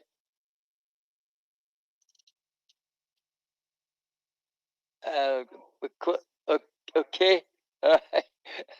I didn't screw up, did I? Thank you. All right. The comments from the public. A 20-minute time period has been set aside for the public to address the board on items not listed on the agenda. Each public speaker should limit his or her comments to 3 minutes due to restrictions imposed by the California Brown Act regarding discussing topics that are not on the agenda. Board members may not engage in dialogue about the issue. Valerie, how many do we have? We have 10. 10. 2 minutes. 2 minutes makes 20 minutes. Okay. Let them know that we have 2 minutes apiece, please. Okay. The first 2-minute comment is Sana Dradar. Sana, you're on. Hello, can you hear me? Yes. Okay, wonderful. Thank you. First of all, good evening. Thank you very much for allowing me to speak. I'm very pleased to hear that the board is in support of distance learning. Pursuing a full distance learning model for at least the first quarter is not only the safest option, but it provides consistency to both parents and teachers. So I'm also happy to hear that there will likely be a hybrid model when COVID numbers are at a more reasonable level, because reality is the risk will not decrease suddenly, but rather gradually. being that we are, oh, excuse me, but I forgot to mention something. With regards to the public health officer having offered recommendations and not directives, being that we're facing a pandemic, which is by nature health related, it's prudent for us to acknowledge medical expertise and follow the recommendations of medical experts. I just wanted to bring that up because there was another person who spoke earlier who I felt maybe didn't quite understand the necessity of following these recommendations. And I just wanted to emphasize that. I'm also relieved that we are doing that now, and I hope that we continue to do that.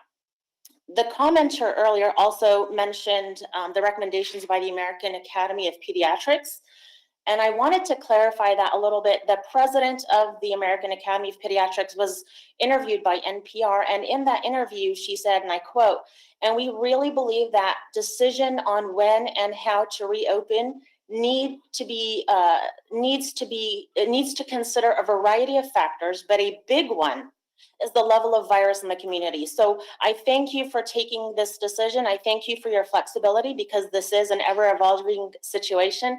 And I thank you for taking students and teachers' health, or making teachers and students' health a priority. Thank you.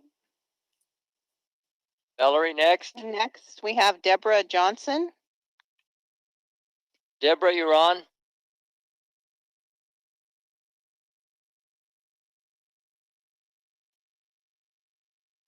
Deborah? All right, move on. She's no longer there. We will call on Kali Tanaka. Kali Tanaka. Kali Tanaka, next. Hello, thank you very Hello. much for taking the time to listen to me this evening. I will have to change a little bit. I'm very thankful that the board has listened to science and our public health officials, and we'll be starting our school year out with distance learning. I would like to say, though, that I do believe overwhelmingly families and staff continue to want a hybrid model when we are able to move into that direction. And one of the issues I think for that is that some of the things that Dr. Washer brought up or presented to the board in the last meeting, I don't feel like can be adequately addressed. We don't have proper janitorial services to clean the classrooms and the school sites adequately. Another concern is the contact tracing. How are we going to notify families when somebody is testing positive? On top of that, what are we going to be doing with guest teachers who are in the classroom? I myself am a guest teacher for the district, and I can't walk into a classroom for 14 days for a teacher without lesson plans or knowing if I'm exposing myself or my family. So I just think that there's a lot of logistics that need to continue to be addressed by the district and presented to the board and to the community so that we can move eventually into a phase where kids are back in the classroom full time. But I just really would implore the board and the superintendent to continue to phase our children into that process. So thank you again for recognizing that we need to start in a distance level format, but please don't skip the second phase. Please don't put our children, our staff, our families into that situation based on opinion and not based on science. Thank you.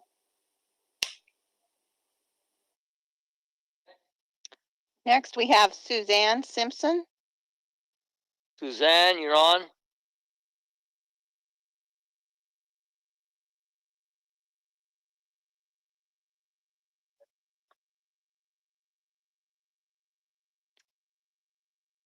Off the chart.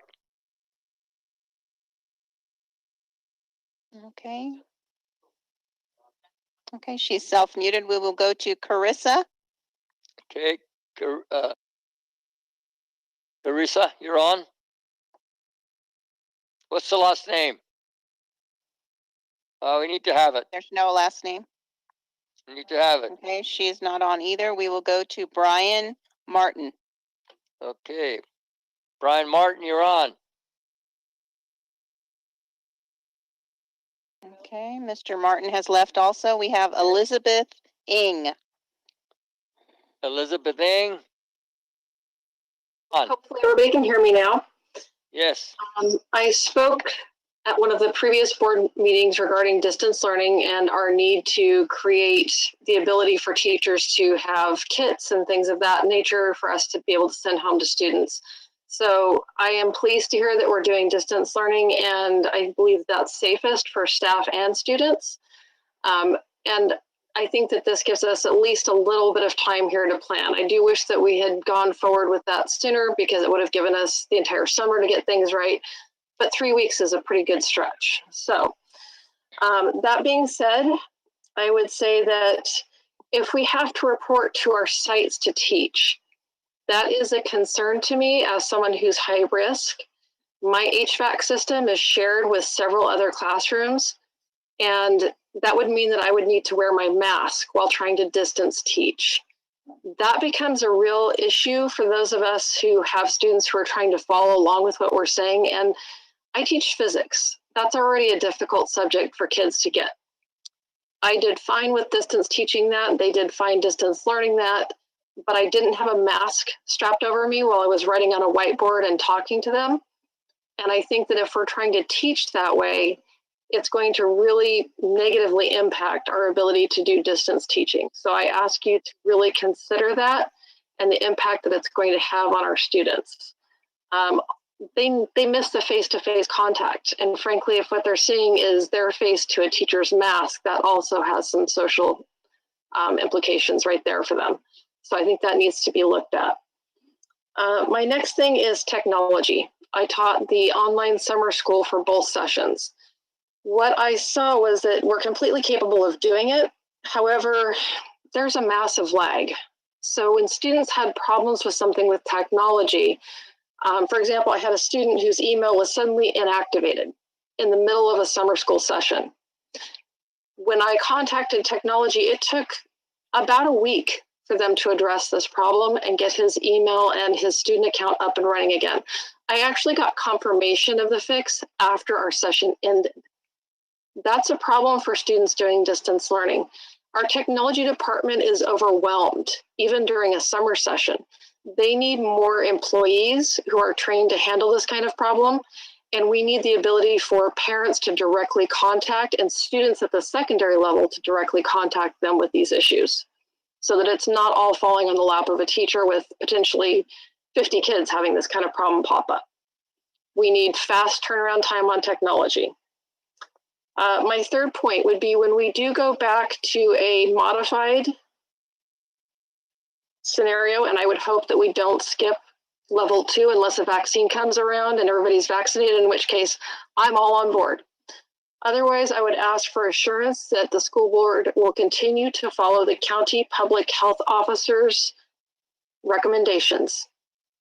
She is the one who understands our community and the community spread and how it's going better than they do at the state level, better than they do at the national level. And she has children in the district, is my understanding, which means that she actually sees firsthand what the impact is. It's not some sort of abstract to her that kids are being impacted. She gets that impact. So I would ask you to continue to listen to the guidance that's given there. My last thing is, when we return to a regular classroom setting, whether it's hybrid or full on, if this virus is still an issue, when students come in, if we're on the AB model, that means that 12 students potentially will touch that desk before it's sanitized with the current schedule for sanitizing. If we go the AABB model, that still means 6 students will handle a desktop surface without sanitation between. That is a real concern. We need better custodial as far as the numbers. My custodian is an amazing lady named Rosie. She has been in there watering my plants during the summer for me on her spare time, just because our janitorial crew is too small. We need more janitors and we need more technology. And that would be my plea, is that we look at those as places where our funding needs to go. We need PPE, but that does us no good if we don't have the staff to actually utilize the sanitation and take care of the cleanliness of our schools. Thank you. Thank you, Elizabeth. Next, Valerie. I see Suzanne Simpson has returned. Suzanne Simpson. Suzanne, you're on.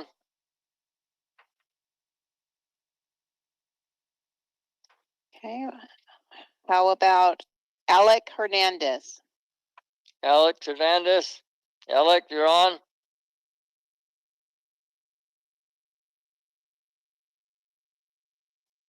Alec has left. We have Marielle Petrilovich. Mary L. Petrilovich. You're on, Mary L.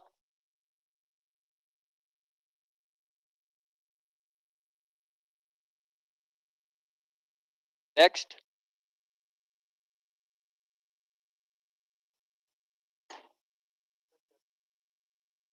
She is self-muted. We will go to Amy Gervita. Amy, you're on.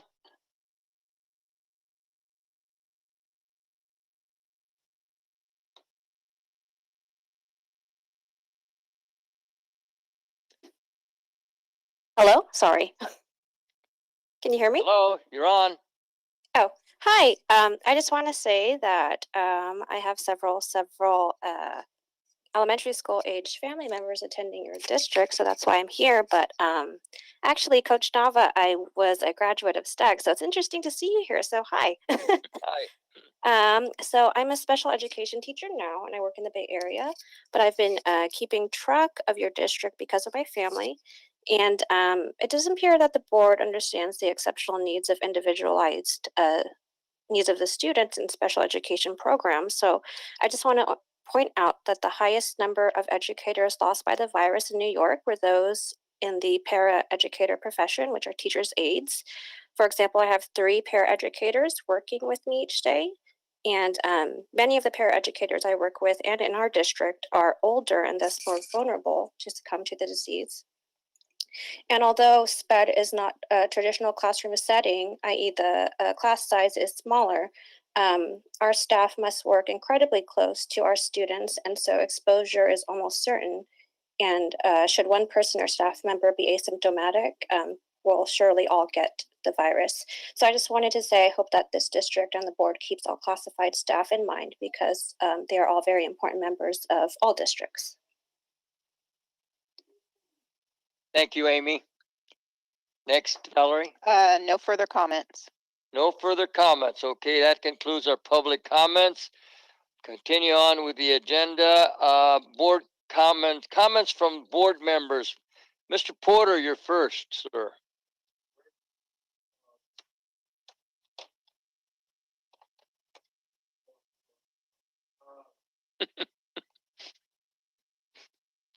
First of all, I'd like to acknowledge the teachers that were outside before, organized and showing their concern about the health and safety of our students and our teachers and our employees. I thought that was great, showed a lot of passion, which they always have, and they're well organized. I also want to talk a little bit about the communication.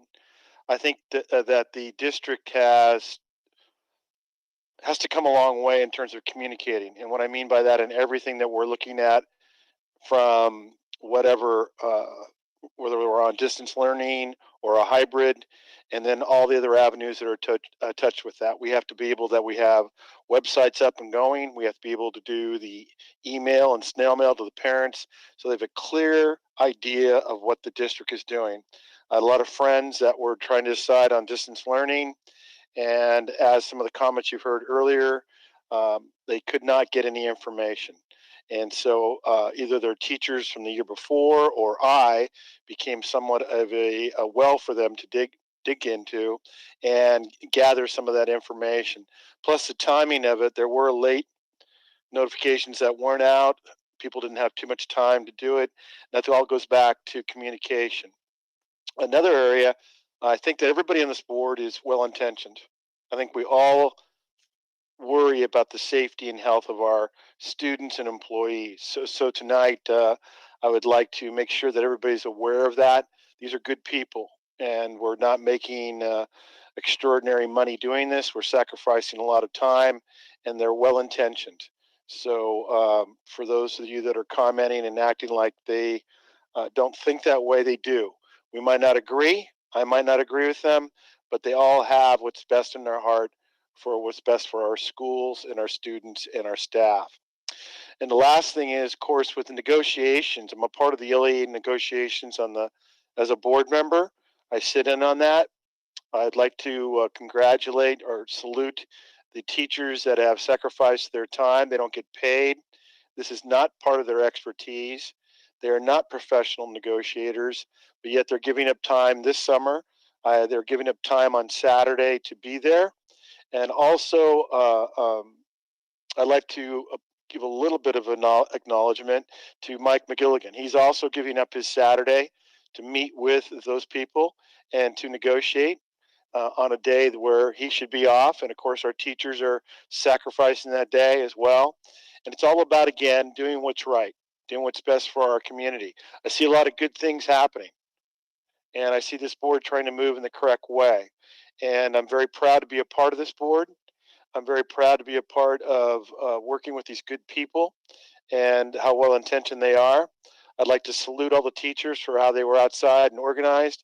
We're going to be relying on you, and we're going to be relying on you to give us input as we move forward, because the teachers are the hub to how this wheel goes. And there's nothing like teaching, because what you do is you sacrifice every day. We know that. And we need to tap into that more and more and more, because you are the experts. You are the ones in the classroom. You are the ones that can lead us. A good administrator lets their good teachers do what they do best. And so we'll be relying on you as we move into our distance learning and into our hybrids, and looking back at what you did for our task force unpaid. And again, I want to thank all of you in this board for your hard work during this rather difficult time. Thank you, Mr. Nava. Thank you, Mr. Poor, for your comments. Ms. McFarland, are you still with us? Of course. Still here. You can't Thank see you. me, but I'm wide awake and ready to go. All right, let's roll. There's a few things that I know for sure. One of it, the first one is awareness. I think we all need to have awareness that we all want the same goal. We want to get there differently. We want to get there for the people that are involved in our lives, each bargaining unit, each family, each business. And I think if we all have some awareness of that we're all headed in the same place, we might have different viewpoints about how to get there, but we need to stay on the same path. The other one is change. Change is inevitable in our life, no matter what happens. But in these times, change is going to be ever more important. We have to be able to take a deep breath and roll with change. Change could happen hourly, weekly, monthly, quarterly. And that goes without saying. You have to have a positive attitude. I think every board member, I want to thank you for your positive attitude behind closed doors, in front of people. I think it's very difficult to be told that you don't know what you're doing. You haven't researched. What have you been doing since March? I could go on, and so could every board member. Those are negative thoughts. I choose not to take them personally, because I know what I've been doing, and I know what most other board members have been doing. So anyone out there that thinks that we go home at night, tuck ourselves in bed and get up and go about our life and just happen to log in on a Tuesday, that leads to my next word, respect. I respect each and every bargaining unit. I respect each and every board member. I respect every cabinet member. I don't agree with every one of them. Some board members more than others, some cabinet members more than others, some teachers more than others. However, I hope that I continue to give them respect. And I hope they understand that respect sometimes looks different to others. If you don't get what you think you want, and I don't get what I want regularly, I try to figure out another way that I can communicate better. And I think part of it is an awareness. And I go back to the very first word I said, awareness of what have I not done to communicate what I need to do, or what the board needs to do, or what the district needs to do. I think we just need to move forward with a little compassion and a little awareness of each other. And we will get through this. It might take months and months and months, but keep your boots on and get ready to go, because it's going to change weekly. And I thank you, board and teachers and CSEA and every other unit that's out there for your patience and your understanding during this time. Thank you. Thank you, Susan, for your comments. You would make a great athletic coach for that comments you have. Barry, thank you for all the comments to the boards and to our whole community and students and staff and so forth. Mr. Konaksak. Thank you, President Nava.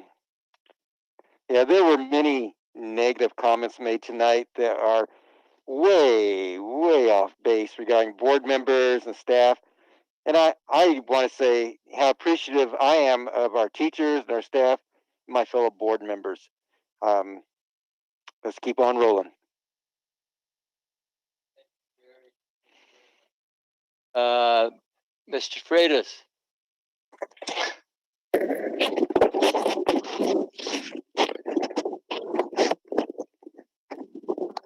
Thank you, President Nava. I'll keep my comments brief also.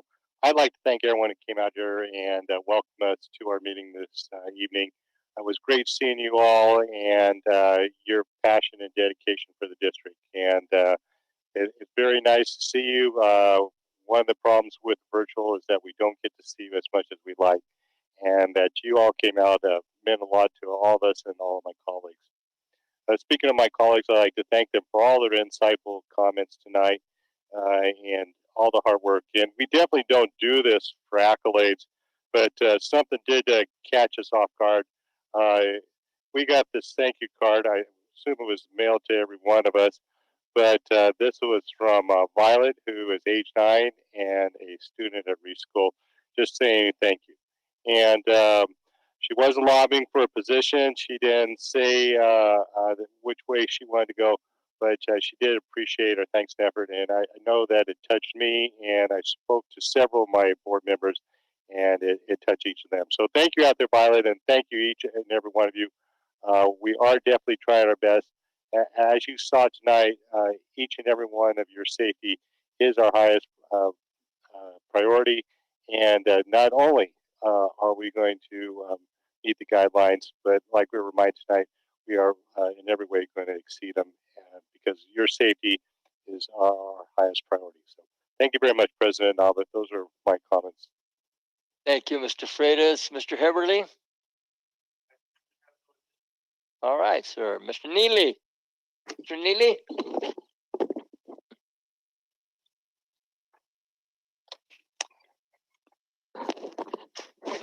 Excuse me.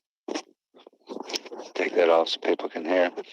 Thank you, Mr. Nava. I'll be real quick about it. I'd like to thank my colleagues for their comments. You're exactly right.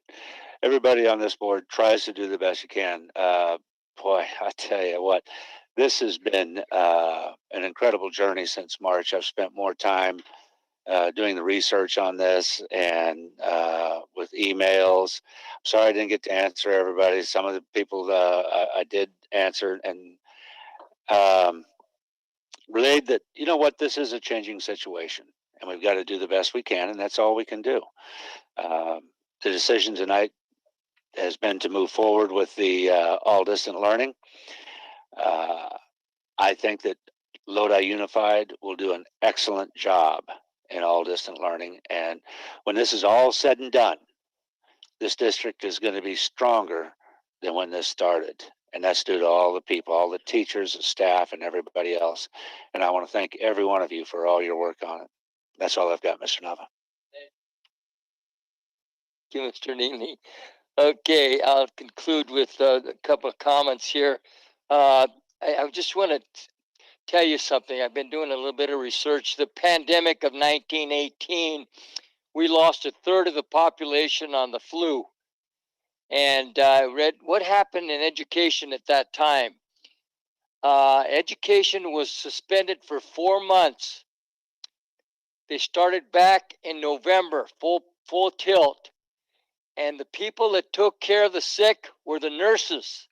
They had an abundance of nurses. They would take the kids that complain about the flu, take them to the doctor, bring them back to the parents. When they recover, they bring back to school. They had outdoor education and all other good things.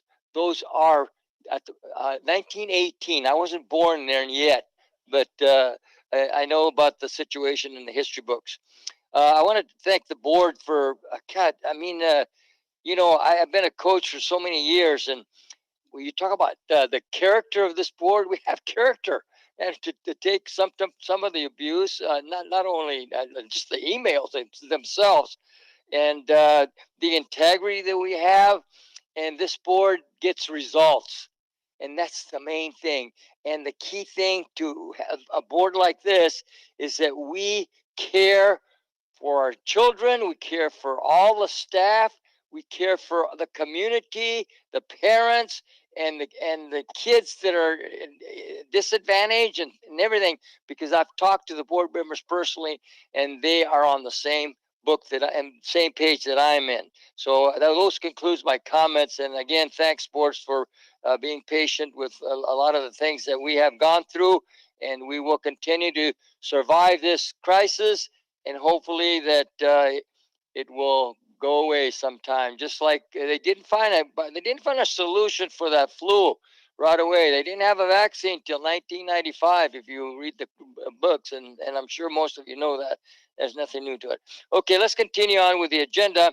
I have a routine consent agenda A. Any board members want to pull any of the items?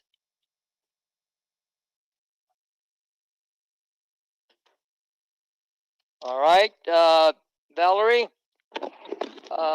we have any people out in the audience who want to pull any items? Yes, they'd like to pull item A2 and item A5. Who is that? Michelle Orgon and Deborah Ladwig for item A2. Who's for A2? Michelle Orgon and Deborah Ladwig. Both? Yes. Okay. And then item A5 is Michelle Orgon. Thank you, board. Mr. President. Mr. Freitas. I move to approve the remainder of consent agenda A. Been moved by Mr. Freitas and second by Mr. Konexak to approve the rest of consent agenda A. All in favor? Well, we don't have the thing. All in favor, aye? Aye. Aye. Okay, I heard you, Susan. All opposed, Thank no. you, Motion Mr. carries 7-0. Thank you. Okay, let's go to item A2. Let's give Deborah Ledwig the honors to start with 2, please. Mr. Ledwig?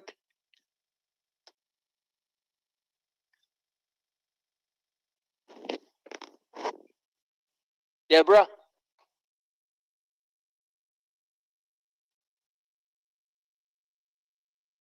There you go. Sorry, I forgot to unmute myself. Okay, you're on. So A2 is contracts, correct? That's correct. Okay, perfect. So I just wanted to speak again. I see that there is another contract for Windwalker security services. It looks like to watch Houston. Perhaps there will be some work that will be done at Houston, where we will need someone to watch out for fire when the school, when the school is not open. And again, we have a whole army of classified school employees who could do this work. I would like to see that it would be offered to the classified employees first before we would be farming it out to Windwalker. Classified school employees who work for Lodi Unified care about Lodi Unified. They want to make sure that everything is taken care of. I think you'll have a better employee and a better service if you use your current CSEA classified employees to do this type of work. Thank you. Thank you. Mr. Khan, you have some comments on that? Yes, thank you, President Nava, members of the board, Dr. Washer. This is something, at least in principle, the business could certainly support the general idea. The only caveat would be this is part of a measure project, and as such, it can be expended against measure proceeds. If we were to move, the measure is very explicit. It cannot be used for salaries or wages of any sort. So while we'd certainly be willing to discuss this with the unit, the board should note that it would have to be paid for out of district funds if it was assigned to staff members. Thank you, Mr. Khan. Michelle Organ, comment on item 2.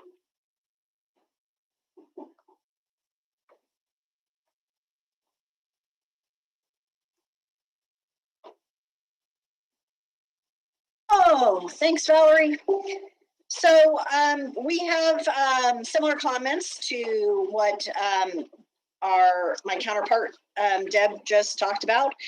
We would like to see that in-house instead of that money going outside. So I'm not sure if it's going to another company, there must be a way that could be done by our fellow employees in order to keep them employed and with more working time. So whatever we can do, we'd love to see that our CSE members, if possible, could take on that job of security patrol for our different projects.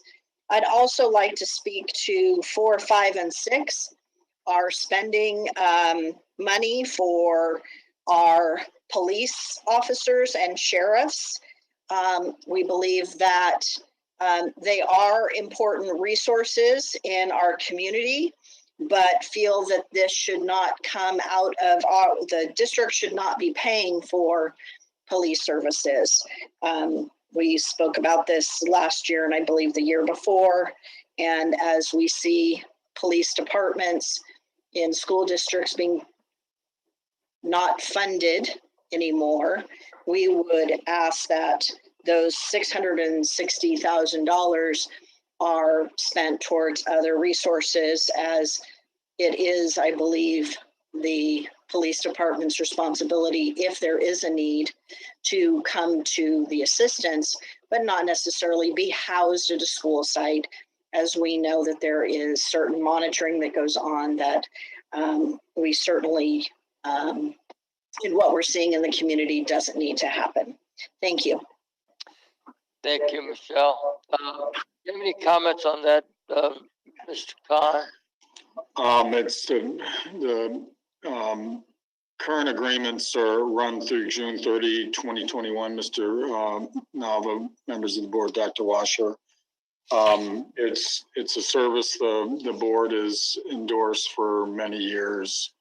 I think it would require more discussion to alter it.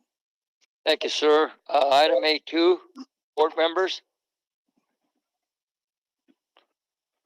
Can I comment on A2? Mr. Porter. I have found, my years of teaching high school, that the resource officers offer more than just punitive. They offer many different avenues to help us deal with kids that are in trouble and have needs. I feel this is a very needed service that is provided, and I think it's one of the things that our district needs to continue doing. I hear a motion from you, Mr. Nava? Mr. Nava? Oh, I'm sorry. Okay, Mr. Neely? Yeah, I have no argument. Why am I hearing up? Are you making a motion, sir? Not yet. I have a comment. All right. I've talked about this every year. And somebody has their microphone on. I have it on. I forget to turn it off because I'm speaking. That our kids are citizens, and therefore the police presence is paid for already, so we shouldn't have to pay it back. I have no argument about the need and the great job that they do. I personally believe that this district gets money to educate the kids, and that's where it should stay. I don't think we should be paying for this, but there's nothing we can do about that at this point. Like I say, I've talked about this for years. Thank you, Mr. Neely. Excuse me, Mr. Nava.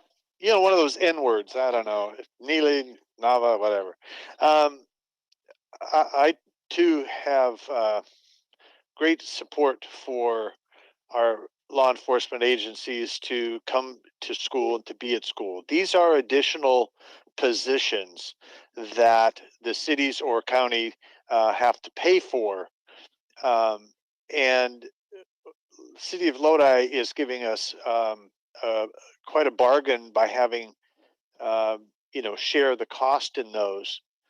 And what they do is they do provide, like Mr. Porter said, quite a few services other than just standing there. It's a great calming effect on the campuses. It's another eye for adults to watch things. There have been several incidents where intruders have come onto the campus that should not have been there, and the police have taken care of the situation. And it was nice that they were there. It's also really a great positive contact and role model. Is it expensive? Yeah, it is. But a lot of things we're quite aware of when it comes to public agencies. It's expensive. I have no problem supporting this. And matter of fact, I would love us to even have more, but budgets are tight for them. Budgets are tight for us. What we have is great, and I completely support it. Mr. President. Thank you, Mr. Freitas. I thank my colleagues for their statements in support of the SROs. What in my day job with the district attorney's office, I've seen that these individuals are specially trained to be aware of our students and their situations. And with that special training, shows how they can be, like Mr. Everly pointed out, such positive role models, not only in our community, but also to our kids. And the dedication that they show with after school events and their loyalty to their campuses is absolutely fantastic. And you don't even have to look too far. How many deaths were saved at Cleveland School by the Stockton Unified Police Department that responded quickly and were able to neutralize that on-school shooting?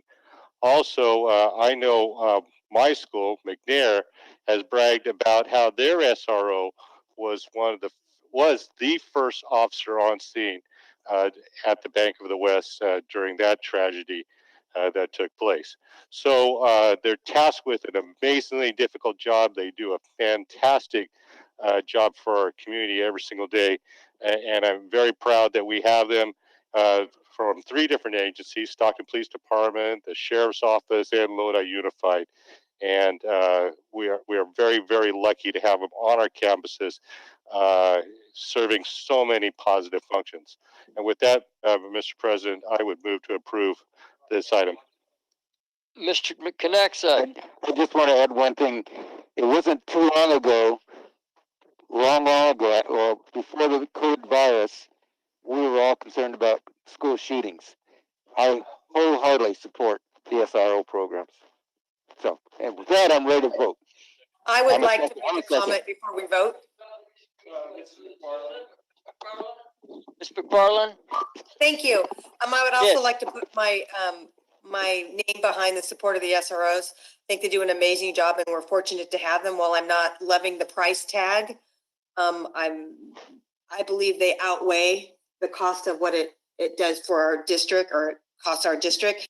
My other question is to Mr. Khan in relation to the Windwalker contracts.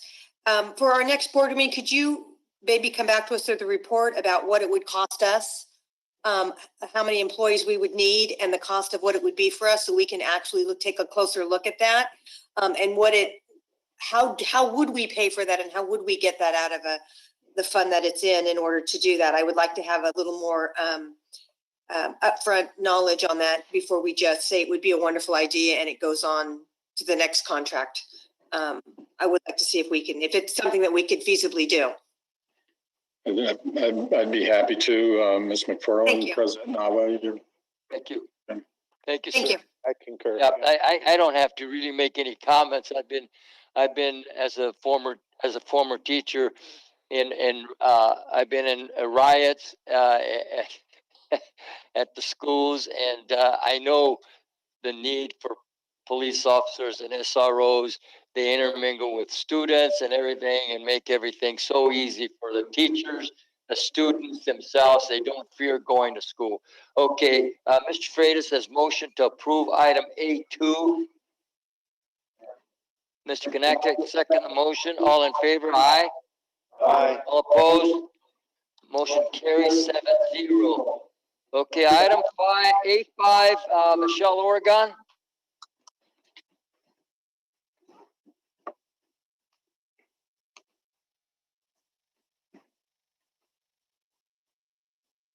Valerie, Michelle on? Thank you, Valerie. Good evening.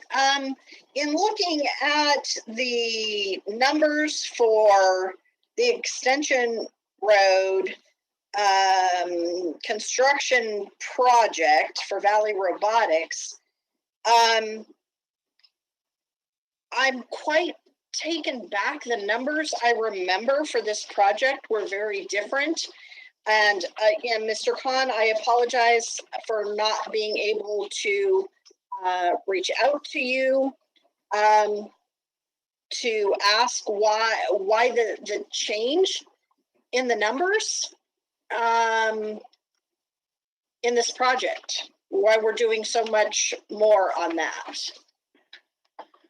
Well,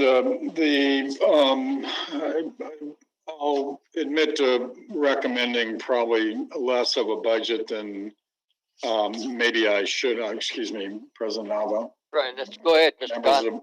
Members of the board and Dr. Washer. The board may recall last year we did 3 projects in Lodi, Beckman Reese, and Heritage. Actually, Heritage we just finished recently.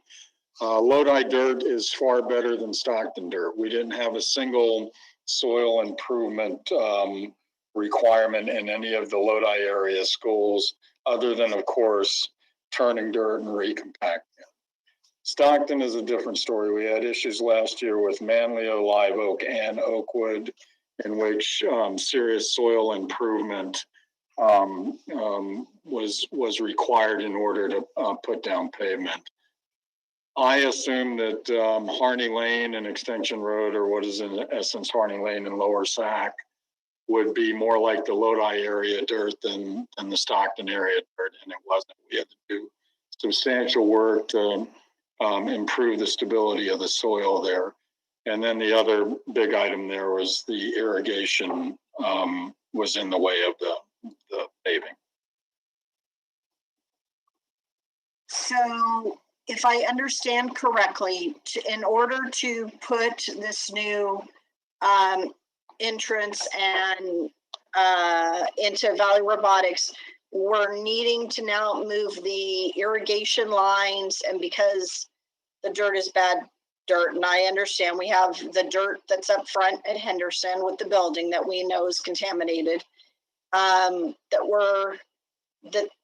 this fit is now $50,000 project. I didn't realize that we were doing all these other things when we looked at these numbers before, but you're saying it's because of the contamination from the dirt, if I understand you correctly, and now also the irrigation lines. Is that correct? That's not correct. The contamination of the dirt is a different matter. That's a different project entirely.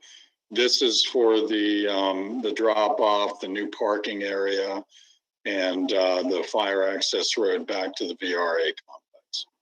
So the soil is not contaminated. It's in essence sand, and it won't support the asphalt that was designed to be laid on top of it, nor the vehicle weight driving over the asphalt. So it had to actually be bolstered. Okay, I understand that. That makes sense. So I'm just surprised by the initial amounts of money that we're spending on this school. And when we looked at different school sites, you know, this additional money, $633,000, was not part of any discussion in moving Valley Robotics out there. I just wonder if this would be the same decision we'd make in location if we were doing these other things. I know Henderson and Independence also have some facility issues that they'd like seen done. We, again, just don't think that this and all is where our money should be spent right now. Thank you. Thank you. And I appreciate the explanation, Mr. Khan, and through President Nava. Thank you. Thank you. Need a motion on this, A5? It's been motioned by Mr. Porter to Second. approve, second by Mr. Neely to approve A5. All in favor, aye. All opposed? Motion carries 7-0. Let's go on to consent agenda B, student discipline cases. Mr. Nava, Yes, Mr. Neely. move to approve. Move to approve student discipline cases by Mr. Neely. Second.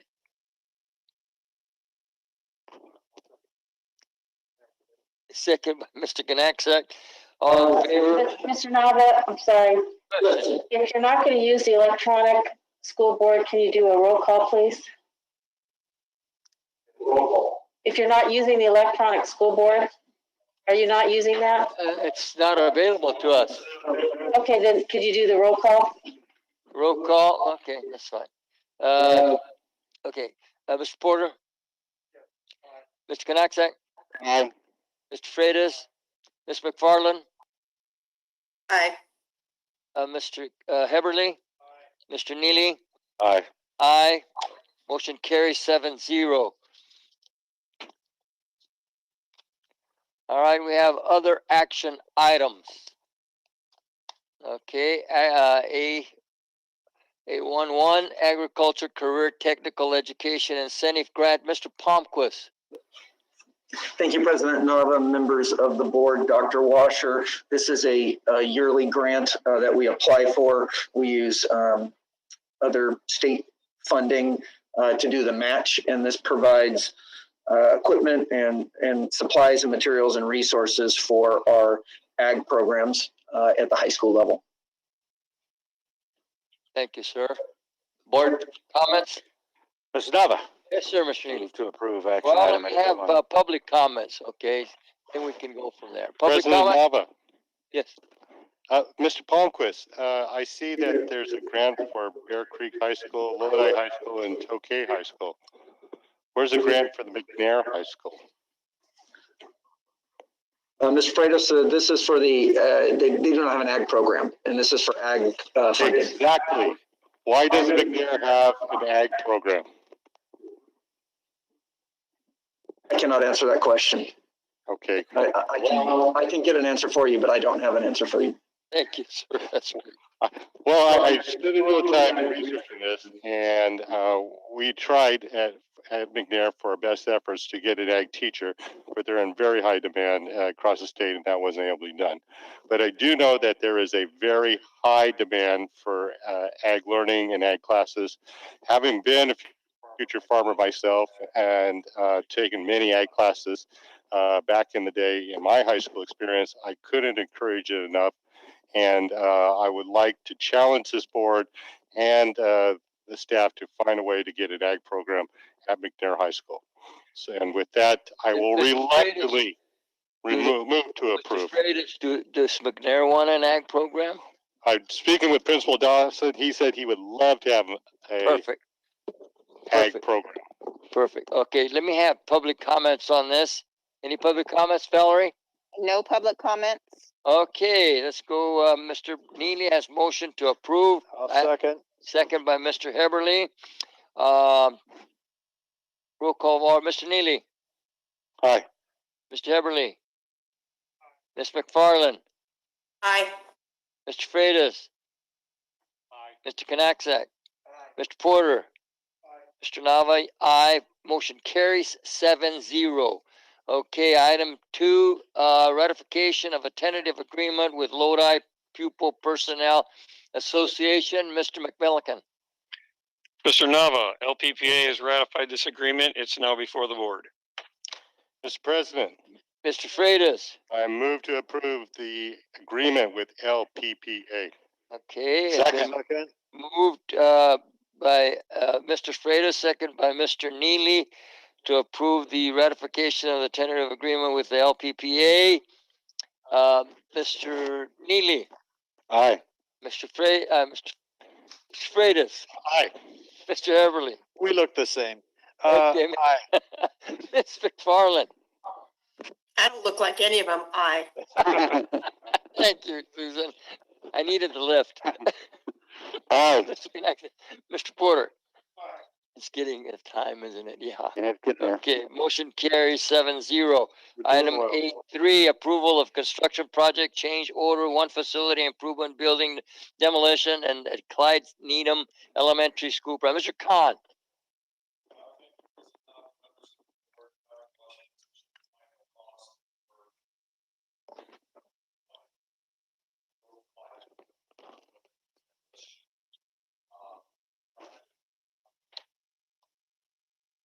Oh, good. There you go.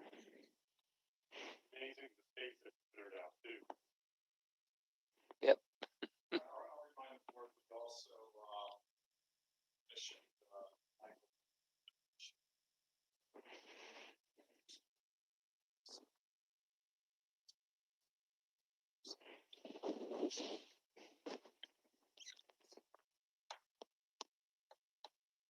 Valerie, can you notify me if there's public comments on these next items, please? There are no public comments Thank on you next very item. much. I'm up for a motion on this one. Approve. Who has moved to approve? Mr. Knax has moved to approve, second by Second. Mr. Heberly. That we approve of the approval of the construction project at Needham. Ms. McFarland, Aye. Mr. Freitas, Mr. Knaxak, Aye. Mr. Porter, Mr. Neely, Aye. Mr. Heberly, Mr. Nava, aye. Motion carries 7-0. Okay, item I4, resolution 2020-57, the hiring of short-term classified employees. Mr. McKillican. Mr. Nava, this item was inadvertently left off the resolution you passed last month. Okay, Move to approve. move to approve by Mr. Knaxak, second by Mr. Heberly. Vote, Mr. Neely, Aye. Mr. Heberly, Ms. McFarland, Aye. Mr. Freitas, Mr. Knaxak, Aye. Mr. Porter, Mr. Nawa, aye. Motion carries 7-0. Item 5, approval of the Board of Education of amend number 1 to facilities lease between LS Lodi Unified School District and Mahilas Modular Incorporated for construction of the Lodi High School Classroom Modular Project increment 2 installation of the modular and or prefabricated classroom buildings located at 3 South Pacific Avenue, Lodi, California. Mr. Khan. Thank you, President Nava, members of the board, Dr. Washer. This is the board's big project. This is the classroom building at Lodi High. I will remind board that in previous session, about a year and a half ago, the board did ask for more classrooms in this building. This is a full 66 classrooms. That is an extra 8 classrooms above the 58 classrooms that the board did approve in its resolution to move forward with the measure projects on February 20th, 2018. I will also advise that we are going to run over budget on this project. The board may recall that we are at this point $14 million under budget on all projects, but with the addition of the 8 classrooms and also the interim housing that COVID permitting would be required if all students were back on site. This one will run over, and we'll keep tracks on it and constantly report how we stand throughout it. But this is your big one, and it's ready to go. We believe the MELIS group will be on site in August. Thank you, Mr. Khan. Board members? I move to approve. Been motioned by Mr. Heberly to approve, second by Mr. Neely. Ms. McFarland? Yes. Aye. Mr. Freitas? Mr. Knaxak? Mr. Porter? Mr. Neely? Aye. Mr. Heberly? Mr. Nava, aye. Motion carries 5-0. Somebody has their, I'm sorry, somebody has the things on 7-0. Thank you for, I think we're gonna make it. We're gonna make it. Okay. Approval of certificated classified personnel. Somebody has their mute button off. Okay. Okay, Mr. Freitas has moved to approve. Sorry, Mike. Second. I passed you. Second by Mr. Neely. Ms. McFarland? Yes, Valerie? I have comments from the public. Have a comment from Michelle Orgon. On the approve of personnel, certificated matters, personnel matters? Yes. Okay, Michelle, you're on. Thank you, President Nava, members of the board. As you have moved, as I understand it tonight, to move to distance learning, I just want to point out that we have several resignations and retirements that came at the last minute, as members had to take a hard look at whether or not they could continue teaching under a return back to 5 days a week.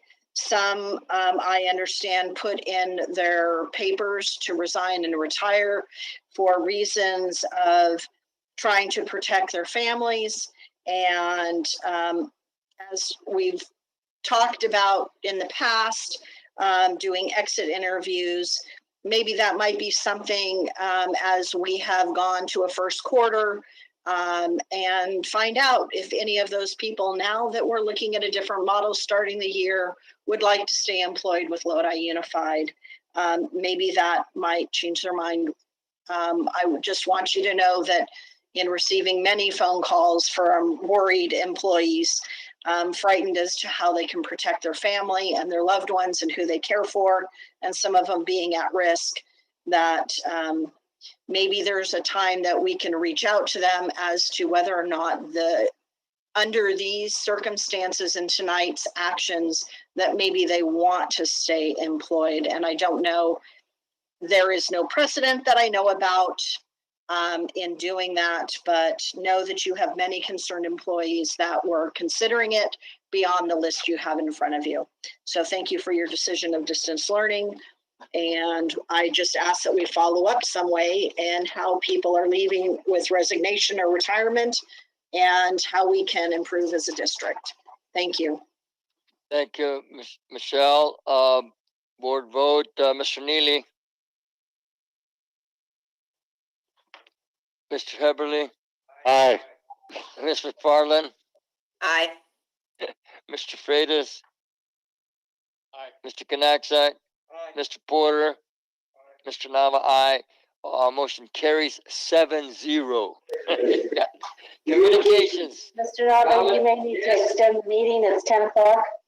Well, if we,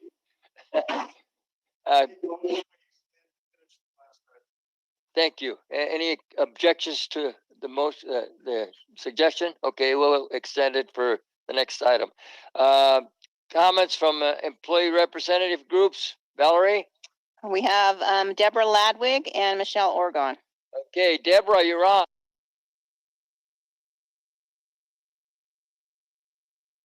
Thank you, President Nava, members of the board, and Superintendent Washer. I think that I pretty much said all that I had to say today. I will remind the board that we are going into negotiation tomorrow, and I look forward to that. I did attend the school services budget workshop this morning, and they had an enormous amount of information about starting school. A lot of it that I was not aware of. So I'm still trying to wrap my head around that and around the information that's coming out of the county. Now tonight, the district has made a determination about how to start school. So I think that we have a lot of information to go through. So I look forward to a productive time tomorrow. And I thank you all for your work. And that is it. Have a good evening. Thank you. Let me put my mute on. Thank you, Deborah. Michelle. Hello again, President Nava, members of the board, Dr. Washer. I want to say thank you for your decision. Tonight's decision, I wrote to you several weeks ago about the situation that we were in. And it isn't very often that school boards are making seriously life and death decisions. And this pandemic has brought many decisions to a school board and put a heavy load on your shoulders. And I want to thank you for the time that you have written to the public, answered public comments, spoken to members of the community, members of my bargaining unit, made time to meet and speak with me on many different areas that were all around this pandemic and the start of school. And you listened and you shared, and I appreciate that. And my members appreciate you taking the time tonight and pointing out what you saw as you walked in. Yes, lots of social distancing and a mock classroom of how many students we could fit into there while we are social distancing. But this decision is our first step forward. There are many decisions to go start the school year. Your teachers want to be with their students. They want to be in their schoolrooms, but understand that right now it is not safe. You have some amazing teachers that, as Mr. Porter said, you know, flip it on a quarter and then give you the quarterback. I think with setting out parameters, and we've heard comments from the public that they didn't necessarily agree with all the conditions that were set out in fourth quarter. Those weren't your decisions. Those were the governor's decisions to hold everyone harmless. And we know that this distance learning will look different. It will feel different. And we are thankful that maybe we have lifted a load off of some families' shoulders with your decision of going distance learning tonight. We hope that on our next bargaining, we can definitely firm up some details for safety. We are still concerned with our members of high risk. As you may not know, you have some expecting moms out there teaching among your ranks, and there is very little data on what happens to somebody being pregnant in this pandemic. So as you have listened and weighed and voted and decided, thank you for your time, energy, and I thank you for your comments tonight about as we go forward, working together to make this district the best that students can get an education in, because that's what we are in the business in. And as we talk about not just math, writing, and reading, but also how to socially interact with people and address those wraparound services that are so needed for all of our students, and making sure that we work with all bargaining units to make sure that we address the needs of every student and every family in Lodi Unified. So thank you for your decision. We look forward to reaching an agreement that will keep our students, teachers, employees safe. And thank you for this opportunity to speak to you tonight. And I wish you a happy Tuesday evening. Same to you, Michelle. Thank you. Board Advisory Committee reports. Any board members? I'm sorry, Dr. Washer, I skipped you. She says no. Okay. Move to adjourn by Mr. Freitas. Second by Mr. Neely. Roll call vote, Mr. Neely. Aye. Mr. Everly. Ms. McFarland. Aye. No, she's not. Mr. Freitas. Mr. Knaxak. Mr. Porter. Aye. Motion carries. Meeting is adjourned at 10:04. Thank you very much, board, and we'll see you on the next meeting.